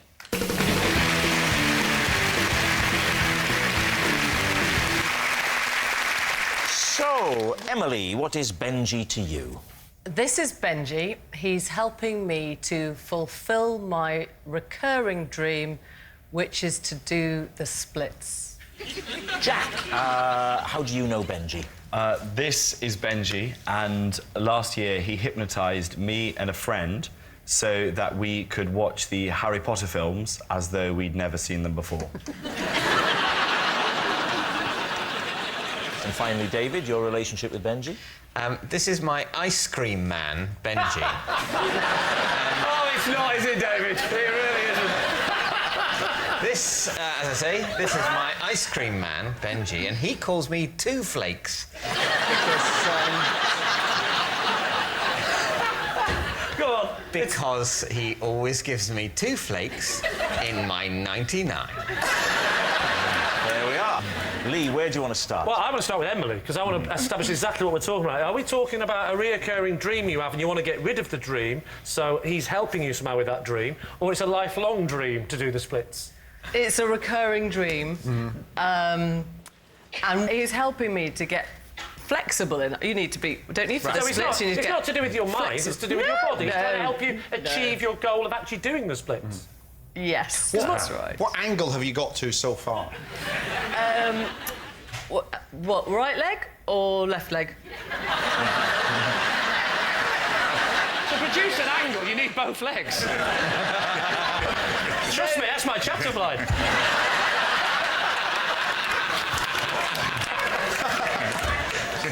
If it was the box splits... Yeah. Box splits? which is where you're, ta-da, like, facing forwards. Yeah. Not at all. No. If it's that way... Yeah. Left, not bad. Right. OK. That way could do better. So your best one is what? Your right leg forward and your left leg back? Left leg, I Great, think. well, let's make it easy for you. Do that one. No, I'm not very... I can't... No, the point is... What? What is the point? The point is... It's a recurring dream. That's really weird. I have a recurring dream with you doing the splits in it as well. I have a recurring dream that I'm a piece of cheese and a womble's chasing me. I don't wake up and then go up to the nearest man and go, I don't suppose you could dress as a womble, I'll dress as a piece of cheese and you chase me. You don't then try and do it. Maybe you should. There are different sorts of dreams, though, aren't there? There are dreams you want to come true. You're not going to break into song again, are you, David? So what's he teaching you to do, then? Is it Pilates? Is it... It's Pilates. Oh. Don't give a multiple choice. Have you had enough now of Emily? Do you want to move on? Never have enough of Emily. All right. David, can I ask you a very mundane question? How much does Benji charge you for a double flake 99? He charges me £1.50. How much to the regular customer is a double flake ice cream? A double flake ice cream is not available to the regular customer. What thoughts went through your mind when he... Presumably there was a time when he said, I'm not going to give you just one, I'm going to give you 2. Basically, my thoughts were a mixture of pleasure and embarrassment. So, like in so many scenarios. How often is Benji in your area? I mean, how many times a week does he service your street? Benji's ice cream van is often parked in at a certain place. Yeah. Where is this place? Passing by Queen's Park in northwest London. And why are you regularly passing Queen's Park in northwest London? Because I often walk that way from my flat to the BBC. Who affected the introduction, David? I mean, who proffered the name Benji? I mean... Well, Benji proffered his own name. Did he? In what circumstances? Benji recognised me in my capacity as someone who has been on television. And, yeah. When were you on television? Is it sad when summer's over? Do you know when it's the last time you and Benji will be? No, I think together for another year. I think, thankfully, it's never quite clear which time will be the last time. I think, in a weird way, we're both better off for not knowing. Yeah. So, just so to be clear, Benji offered you 2 flakes once because he's a big fan of your estimable body of work. And that sentence wouldn't work without "of work" at the end, would it? And then gave you the name. You didn't say, "Oh, look at me, I'm David Two Flakes." You didn't do that. He gave you the name. No one knows, Rob, better than you how desperately keen I am to develop some sort of catchphrase. But in this scenario, it wasn't me, no. So and I think actually it wasn't the first time. I wasn't given the name Two Flakes by Benji the first time. Well, of course not. That would be madness. It sort of developed probably the second or third fourth time. or fifth, surely. You'd need a pattern to have developed. Some sort of pattern had developed. Has he ever offered to put anything else on your cone? No. OK, let's move on to Jack. Jack, remind us again of your connection. Benji hypnotised me and a friend so that we could watch the Harry Potter films like we'd never seen them before. So you've obviously seen what? You've seen them all? Yeah. I'm a massive pothead. Right. And you were so desperate to watch them again that you got... Well, I mean, what is obviously a professional hypnotist or a friend who can do it? Well, basically, last year when Deathly Hallows Part 2 came out and it was the end, it was really sad. And I was going through quite a bad time. And I was also trying to give up smoking. And Benji was actually helping me doing that. And we were talking about that. And I said, what else have you done? Hypnotised other people to do other things? He said, yeah, well... He'd done it to someone that had watched Star Wars and then enjoy that experience. I was like, that sounds amazing. Could you do that for me and some friends to watch? I think after this show, people are going to want to use his services. When he's hypnotising you, what happens? Well, he puts you into a sort of transient state. Is he dressed as a wizard? How does he get you into a transient state? What does he do? Well, he talks to you, he relaxes you. What does he say? Well, I can't remember. I was in a transient He's good, state. isn't he? What's it going to be, Lee? Who do you think I don't know. it is? Listen, it's either 2 flakes or 2 legs. Definitely. Not Harry Potter, then? I don't know. Draco Dorman Nunquam Titilandus. Yeah, couple of potheads in. That is, of course, the Hogwarts school motto. Never tickle a sleeping dragon. Right. I tell you what, that's a good memory, considering you've technically only seen it once. Right, we need an answer.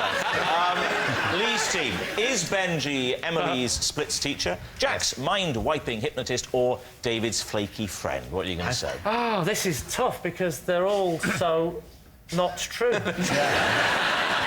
going to go for the most ridiculous answer. We're going to go for Jack. You're going for Jack? Yeah. You're saying it's Jack? You're saying it's Jack, it's the hypnotist, it's the Harry Potter... Oh, OK.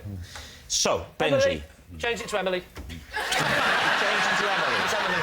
What are you saying? You're saying it's Emily, it's the splits. Jack, we'll go for Jack. Will we go for Jack?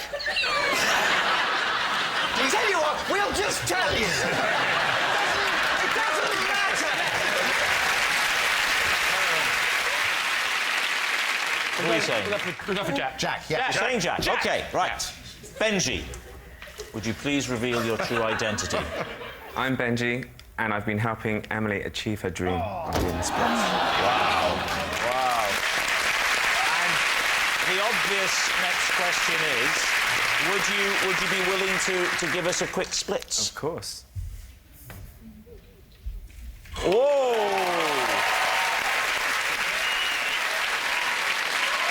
Thank you very much, Benji. Thank you.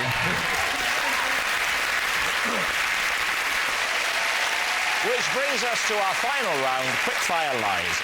We start with... David. Last year, I was forced to abandon the purchase of a new armchair mid-transaction. Because the shop assistant used the terms well gel and amazeballs.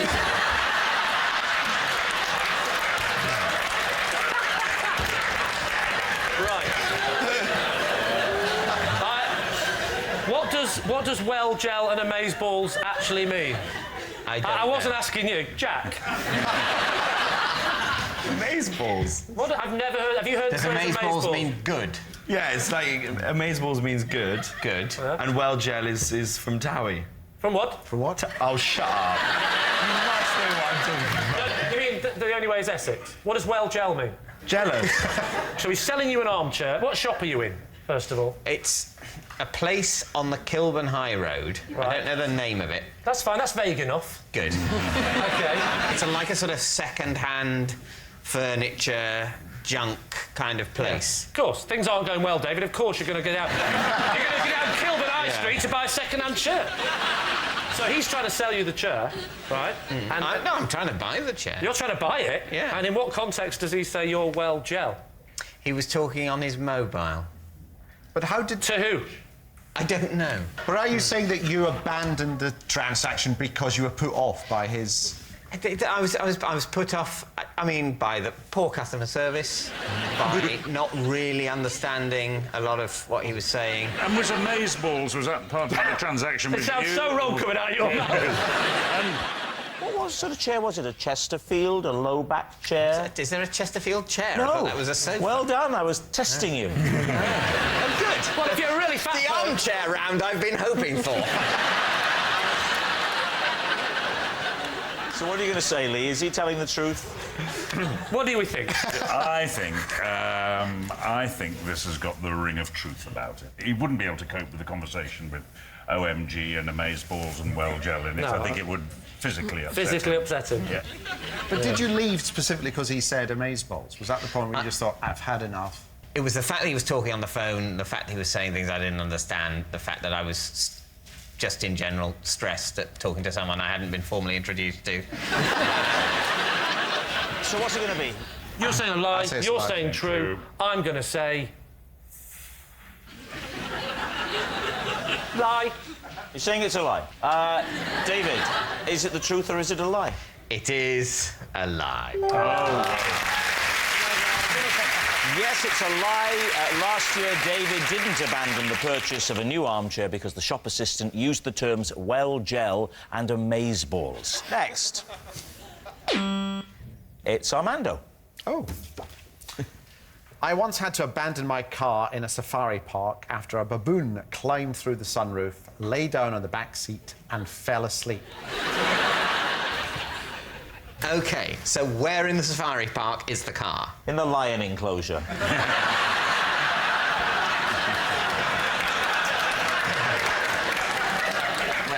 Where in the safari park is the car? It's... Where do you think it is? In the baboon area. Are you answering for that, Tina? Well, It could it's have been in the car park. question. It could have been in a skate What would park. the baboon be doing in the car park? The baboon? Yes. May have escaped. Yeah, but you can assume it wasn't a I'm car not park. saying that the answer to the baboon enclosure would have amazed me. Do you wonder perhaps if I didn't expect to have to defend myself to this extent without owning questions. It's a stupid question. Where do you think he was? The gift shop? If it's a stupid question, cut it out in the edit. No, it'll be left in to show you for the charlatan that you are. In the safari park was your car. The baboon area! Thank you. As I suspected.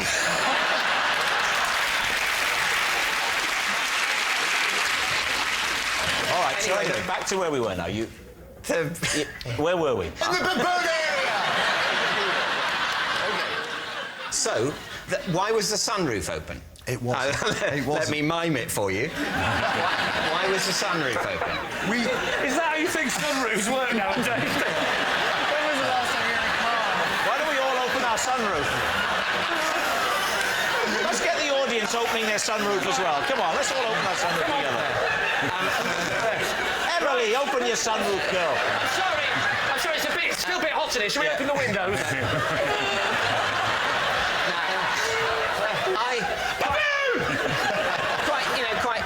genuinely. OK. I can't drive a car. In my childhood, we had a sunroof. You owned it like that. Now you open them like this. Yeah. Rob puts his hand up and says to the chauffeur, can you open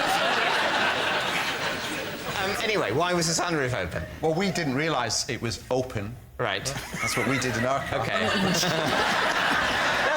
You're as bad as each other, you two, aren't you? The sunroof isn't there, is it? OK. You've just opened the boot and let the baboon in.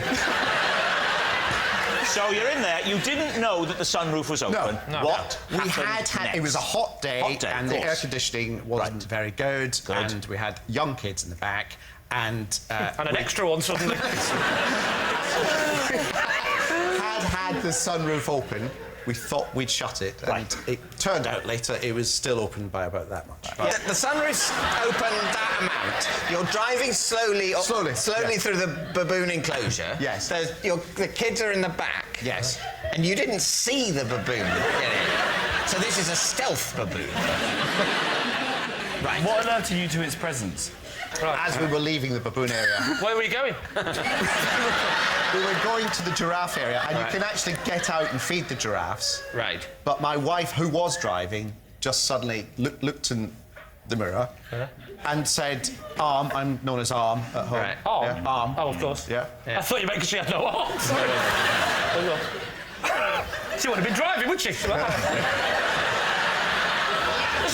What are you doing without driving? Wouldn't be able to open the sunroof either.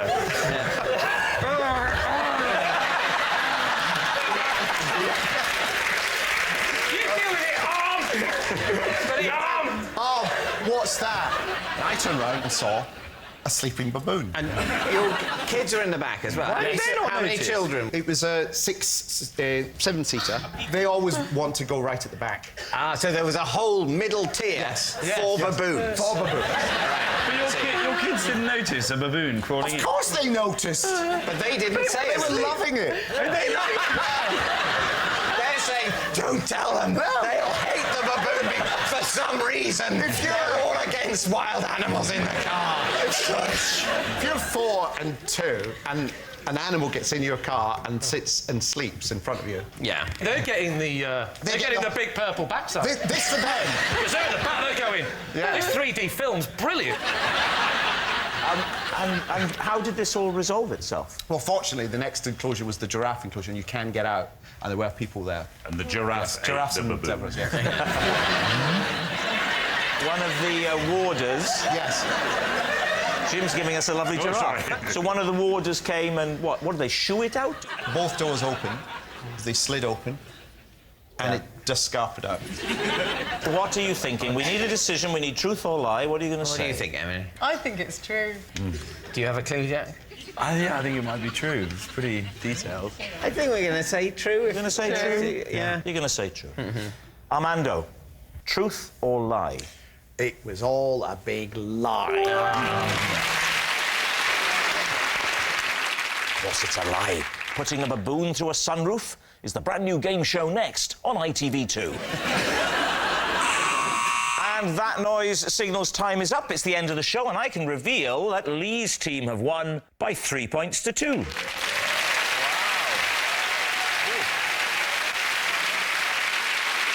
And my individual liar of the week this week is Jim Carter.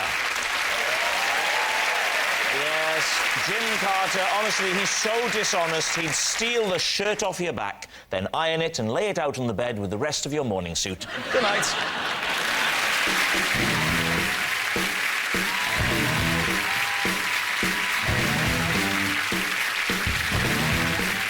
Is getting on like a house on fire. The Graham Norton Show at 10:35, and later highlights of the second quarter final, Germany v Greece on Match of the Day at 11:30.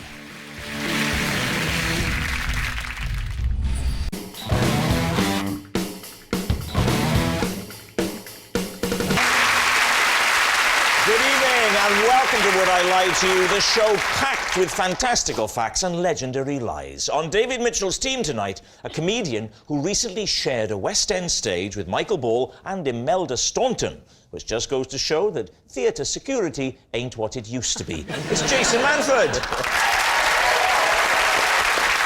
And And a journalist and broadcaster who has written 5 books, which, interestingly, is just 3 more than Lee Mack has read. It's Joan Bakewell.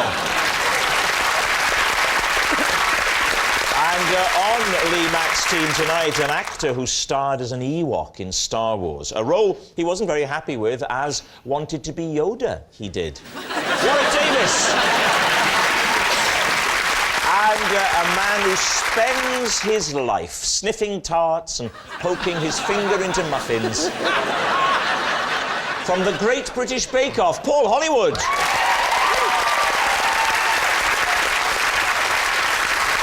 And so we begin with round 1. It's Home Truths, where our panellists read out a statement from the card in front of them. Now, to make things harder, they've never seen the card before. They've no idea what they'll be faced with. It's up to the opposing team to sort the fact from the fiction. And Warwick, we're going to start with you tonight.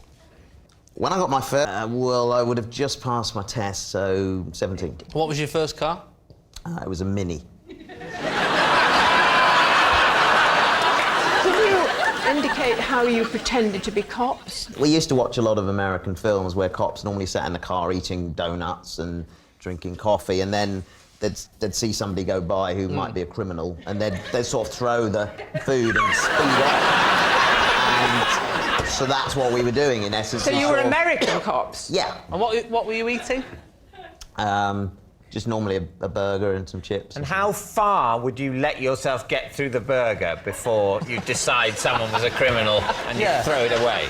Well, we let fate decide, really, because we would say the next green car that goes by, that's going to be the criminal. How do you know how the police operate?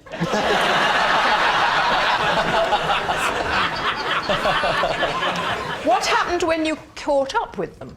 Well, we also set a rule that we would follow them all the way to where they were going. Oh. It's starting to sound a bit sinister now. This has changed now. And when they arrived, then we would just carry on. We wouldn't confront them or anything. And how far was the furthest you went in pursuit? Bulgaria. That was a really crap weekend, wasn't it? When are they going to stop?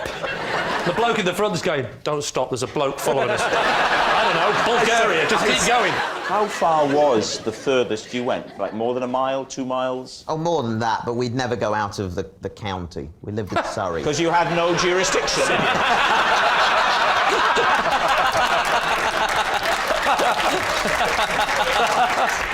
Did you exceed the speed limit? Well, if they did, we would then lose them because we didn't have authority to speed. What did you think they were guilty of? What were their crimes? Why were you after them? Just because we'd been told to. Who was telling you? Bring him in. Did you have little radios? All units, we're looking for a green Ford Cortina. Registration, Alpha Papa Papa Alpha. Didn't know Alan Bennett was a policeman.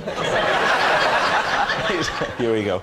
He said, we're looking for a car, it's just escaped. If anybody happens to see it, do take chase, but don't get too close. David, I'm holding you responsible for that one. I thought he'd already done it.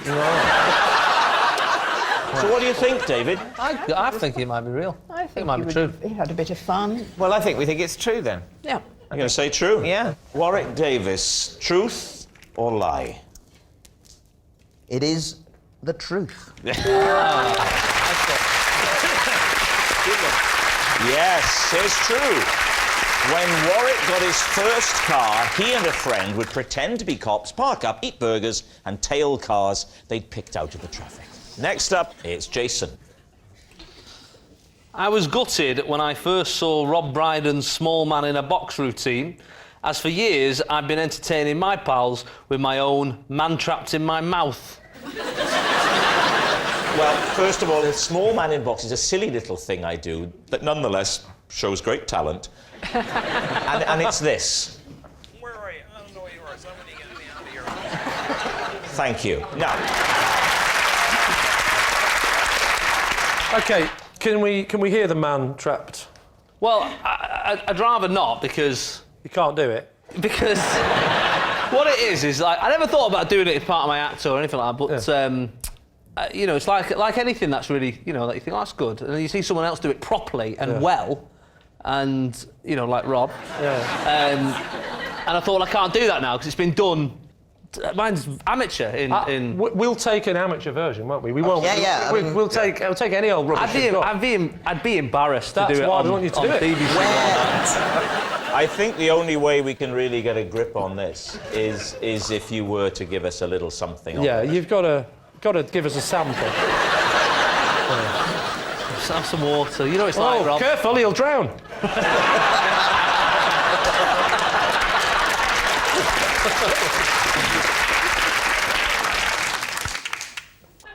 Just warming up.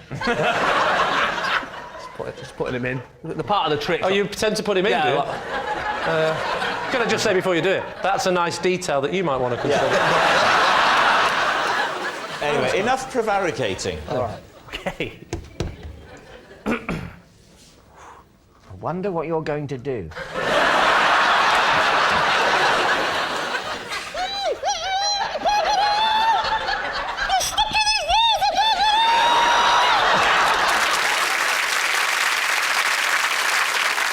Why don't I see if I can coax my little man in a box to have a little chat to the man you've got stuck in your mouth? The old Rob Brydon chat-up line.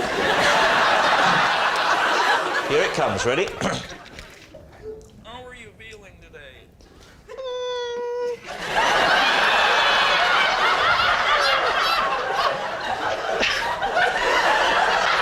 Do you think it's possible that Jason might have been lying in what he's been saying? I don't know, because he could be better at it than he's making out. No, I'll be honest with you. That's the best I've ever done it. Tell you what we'll do. Just one last little try, just the best it can be for us. It's sticking his ears! I can't get out! Panicking now.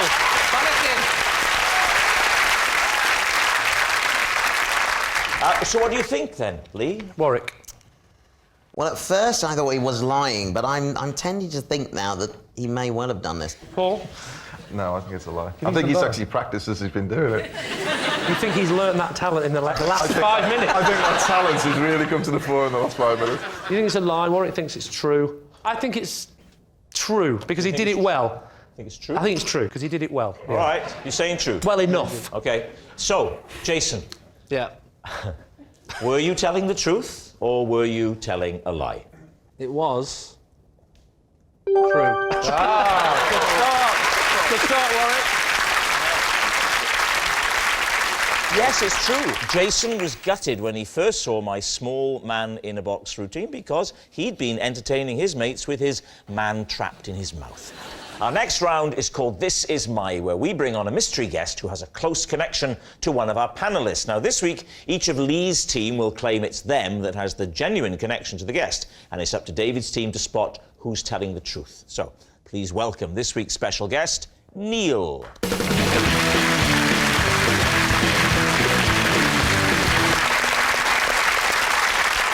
So, Warwick, what is Neil to you? Well, this is Neil, and he paid me to jump out of a tree in the park and propose to his girlfriend whilst dressed as an Ewok. Paul, how do you know Neil? This is Neil, he's my neighbour, and when he goes on holiday, I look after his parrot and take it out in the cage for a walk. And finally, Lee, what's your relationship with Neil? This is Neil, and to prove my manhood, I once assaulted a womble in front of him. So there we have it. Warwick's park proposer, Paul's parrot-walking neighbour, or Lee's womble witness. David, where do you want to begin? Where to begin? Yes. So, Warwick. Yes. Clarify exactly the transaction that you underwent with Neil. He paid me to dress as an Ewok and propose to his girlfriend. So, but if you proposed to his girlfriend, you then might have to marry his girlfriend. No, he was on his behalf. I mean, himself and his girlfriend were huge Star Wars fans. So you have got the costume at home just all the time? Well, I was given one after working on they the give you film. one? You ought to get that on eBay. Then you wouldn't have to jump out of trees and propose to people. You're obviously a successful actor. You know, obviously been in Star Wars, and you must have been doing better than having to pick the little jobs like this up. Yeah, but I mean... He's here, isn't he?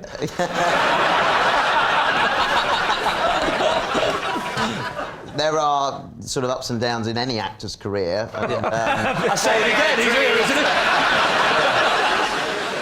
What was your line? What did you have to say? Well, I hopped out of the tree and I went, yup, yup, which is Ewok language for yippee. And I said, on behalf of Neil, will you marry him? And thankfully she said yes. And then he came out from behind a bush. I don't... So the girl was in the park by herself. Hiding behind a bush. He's not with her that day. No. You jump out of a tree dressed as an Ewok, saying yup yup, and she stayed still and waited to hear the rest of the sentence. No, Neil and I had organised it. She always went this way home from work. So she was walking home from work as well? Yeah. Was it after dark? No, it was in the summer. OK. So you knew she'd passed that particular tree? Yes. What was her name? Tracy. That is a name. That is a name. So you just walk away, leaving the two lovers together, and you just go home and feel... That's an image, isn't it? Mission Them accomplished. kissing and in the distance, a little Ewok. Walks away like that, with a little wave. Mission accomplished. Just as he goes over the horizon. Yup. My job here is done. Yeah. As he's giving out the leaflets for the local restaurant.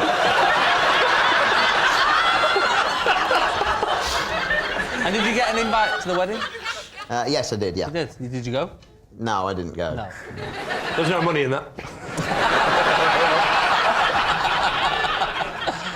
And how did it come about? How did he get in touch with you? And well, Neil came to a Star Wars convention that I was at. Right. And I knew him when I was a kid. I didn't really remember him, but then when he asked me, look, I'm going to propose to my girlfriend. She's a huge fan. You know, and offered me some money to do it. I mean, I still... That's what friends are for. And had there been a progression of, like, did he start with Han Solo and go, right, he doesn't want to do it? All relationship starts with Han Solo.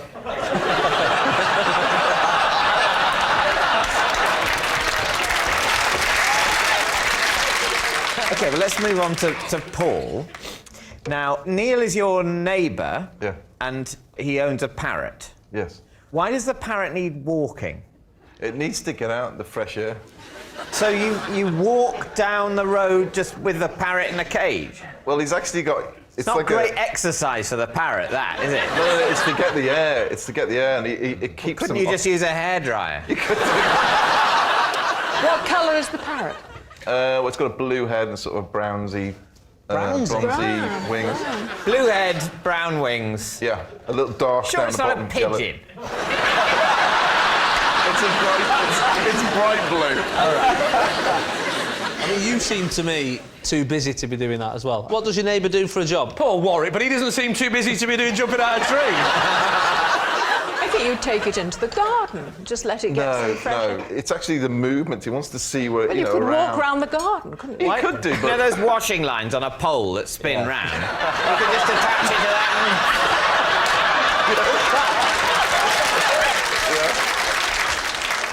And where would you go on this walk, Paul? Where? We live in a village, and literally just up the lane, there's a little path which breaks out to the wheat fields, and literally, I don't go as far as I normally walk the dog, but about halfway up the field and back. He offered me to have this, it's like a haversack. It's weird. And it's got a connection, you can actually hold it on your back. No way. Yes. In the cage? In the cage. Oh, I thought you meant without the cage, and I thought it could take off.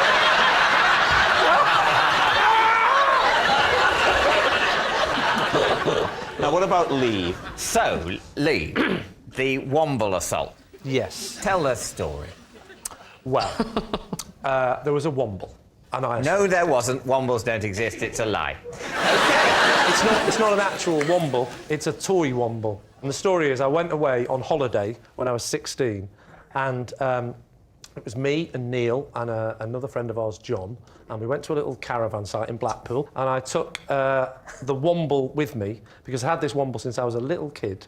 And I don't know why, but I took it on holiday with me, and when I opened the suitcase, them two mercilessly took the mickey out of me, and I said, that old thing, I don't even know how it got in there, and to prove my manhood, I got a pair of scissors, cut its ears off, and then burnt it on the fire. And was devastated, but I tried to show my manhood by just not being bothered. I don't bother about that, so... Did you cry later on?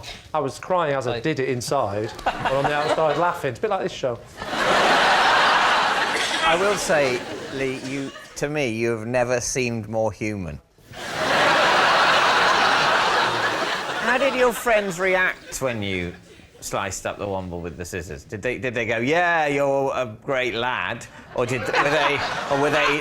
You and your boy talk. I know.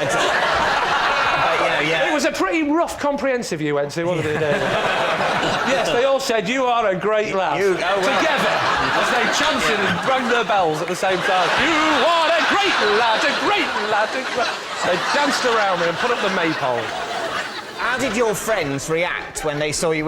Did they sort of go, oh, yeah, that's great, ha, ha, ha, he's one of the lads still? Or did they go, oh, my God, he's a maniac? Right. They're only having a bit of fun going, it's your Womble. They didn't expect me to go, no, it's not. Yes, you burnt it. I burnt his face against the fire in those. Sorry, I'd forgotten that bit. Priceless. I better burn its face so that I seem normal. We need an answer, David. Is Neil Warwick's park proposer, Paul's parrot walking neighbour, or Lee's Womble witness? Joan, what do you think?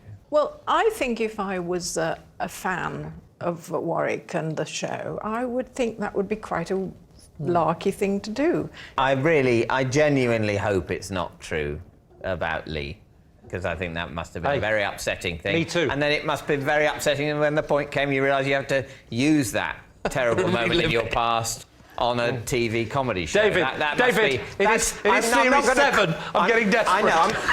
By series 23, I'll be going, I had to see a child psychologist because Mummy left. Just go on the show with an eye patch on saying, I blinded myself in one eye before the show. Who knows? Will it be an eye or a wound? I think the parrot one is the least plausible for me. I think Warwick's telling the truth. I think that's the closest to reality. I hope it is. I think I, too, think it's most likely to be Warwick that's telling the truth. You think it's Warwick? You think it's the Ewok? It's the jumping out of the tree and the proposal? That's what we're going with. Right. Neil, would you please reveal your true identity? Rob, my name is Neil, and I'm a friend of Lee's, and I witnessed the Womble.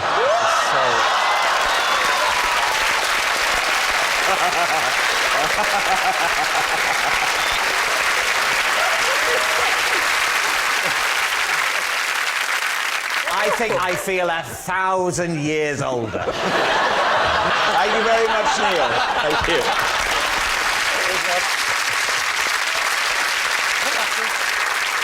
Which brings us to our final round, quick-fire lies, in which our panellists lie not only through their teeth, but against the clock. And again, they don't know whether they're about to read out a true fact about themselves or a made-up lie they've never seen before. We start with... It's Joan. For the last 30 years, my breakfast regime has never altered. I have 1 bowl of porridge, 1 large banana, and half a pint of lager. Lee, how much do we want this to be true? It's healthy. It really isn't. Sorry to break it to you, but porridge is not good for you. So for 30 years, why did you start, apart from emotional problems, drinking, breakfast? I had a bit of a thing about staying healthy as I got older. I thought it was important to have a routine, to have regular nourishment that answered many of the of the needs of the diet fads that were around at the time. And then, of course, once I started, I liked it. Well, where did the alcohol come into it, though? Well, you can't just have porridge by itself and banana. It's very dry. You have to have something to drink with it. Are you seriously in a half-pint glass or in a pint glass No, that's half full? it's half a pound. Have you got it on draft in the kitchen? No, I don't do that. I buy lager like other people do in cans. I don't gulp it down. I just enjoy it. I read The Guardian The while potassium... You read The Guardian with your half a lager. And your banana and the other one. Exactly. Forget the paper.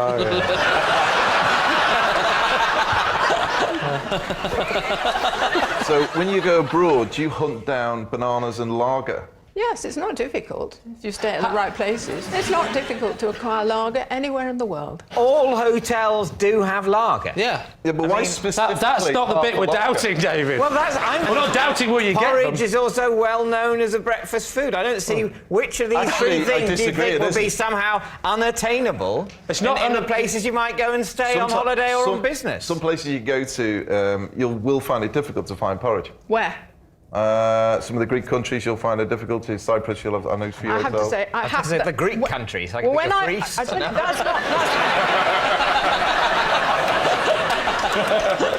that's not been the problem that I've encountered is when I go to stay somewhere in which I've rented a villa or something, and then I take porridge oats with me. And beer. And beer as well. No, you can order that. Where'd you go? You can't order it in a villa. No, you can't order it, but unless you open the back door and scream, I'm a heavy drinker, somebody help me. At 7 in the morning, I've got an hour! I need lager! Porridge and a banana, and go! I have genuinely never been in a villa in another country when there hasn't also been lager there. In the villa? Yeah, but that's not naturally occurring. But when people go on holiday, British people, they go on holiday, the first thing they do is they buy a load of lager. Do you find yourself sometimes on a stressful week having quite a few breakfasts during the day? Were you in the green room before? What are you having for dinner, Joe? Oh, I'll just have another breakfast. I see porridge and banana, and yes, another little half a lager. Let me just say, Joan, whatever it is that you do, it's working because you look fantastic. You see, that's how you talk to a lady. Now, Lee, what are you thinking? She couldn't understand a word you said. She's drunk. Is it the truth or is it a lie? Time to decide. I think she looks great, and that's why I don't think she drinks half a lager. Because look at me, I do drink lager every night, and I'm 24. What do you think, Mark? Yeah, I think it's a lie. You think it's a lie? I think it's a lie. Let's go for a lie. So you're going to say it's a lie? I'll say it's a lie. OK, they're saying it's a lie. Joan, was it the truth or was it a lie? It was a lie. Yes, it was a lie. For the last 30 years, Joan's breakfast regime hasn't been one bowl of porridge, one large banana, and half a pint of lager. Next, it's Lee. I can smell if there is a dead fly in the room.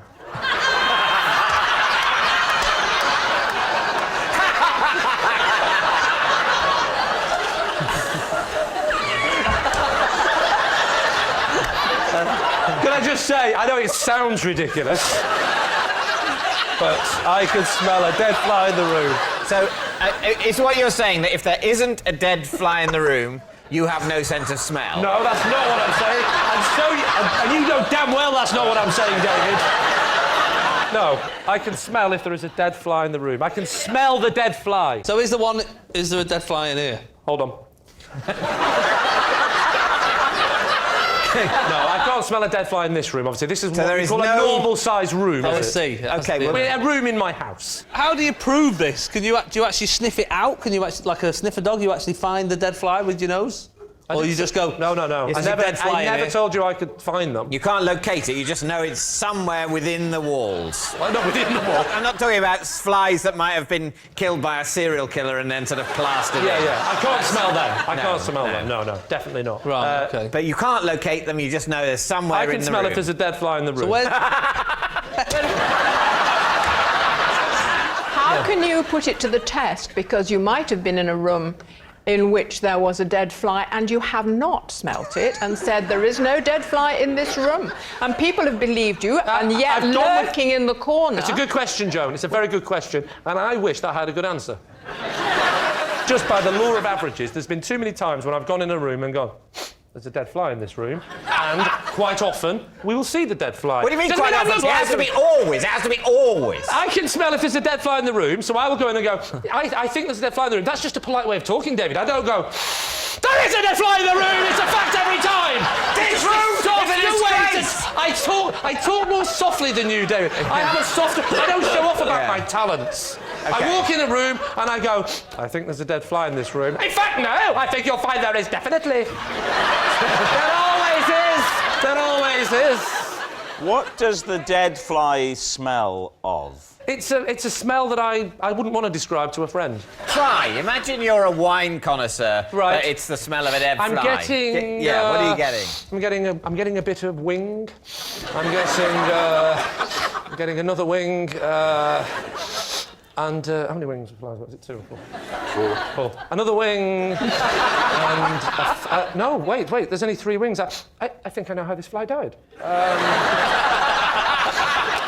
You've not really described the smell there. No, you've described the body parts of a fly while making sniffing noises. Well, I can't. You know, I'm a professional. You're an amateur. I'm trying to say it in layman's terms. Well, earlier on, I was. I came to see you in your dressing room to say hello, and I had a little look in the window, and only now I'm thinking there was a dead fly in there, and you never mentioned it. Before you came, and I went, smell of fly. But I found that smell was soon overpowered, Jason. David, time to make your mind up. Is he telling the truth? Is that whole fly-smelling thing real? Well, let us pay him the respect of pretending to consider it. You don't believe him when he says... I do not believe him. Well, I think lie. You think lie, you're saying lie. OK. Lee, were you telling the truth, or was that a lie? I've actually started believing it myself. It's a lie. Yes, it was a lie. Lee can't smell if there's a dead fly in the room. Well, that noise signals time is up. It's the end of the show. I can reveal that Lee has triumphed by 3 points to 2. Unheard of. But it's not just a team game. My individual liar of the week this week is Warwick Davis. Yes, Warwick Davis. Who would have thought it? An Ewok who tells lies. Whatever next, Yoda trying to sell us mobile phones. Good night. That Friday night feeling, have I got news for you with guest presenter Robert Lindsay next to you on BBC One. Benedict Cumberbatch is Sherlock over on BBC Three now, whilst on BBC Four archive footage captures a musical revolution, the sounds of the 50s in rock and roll Britannia.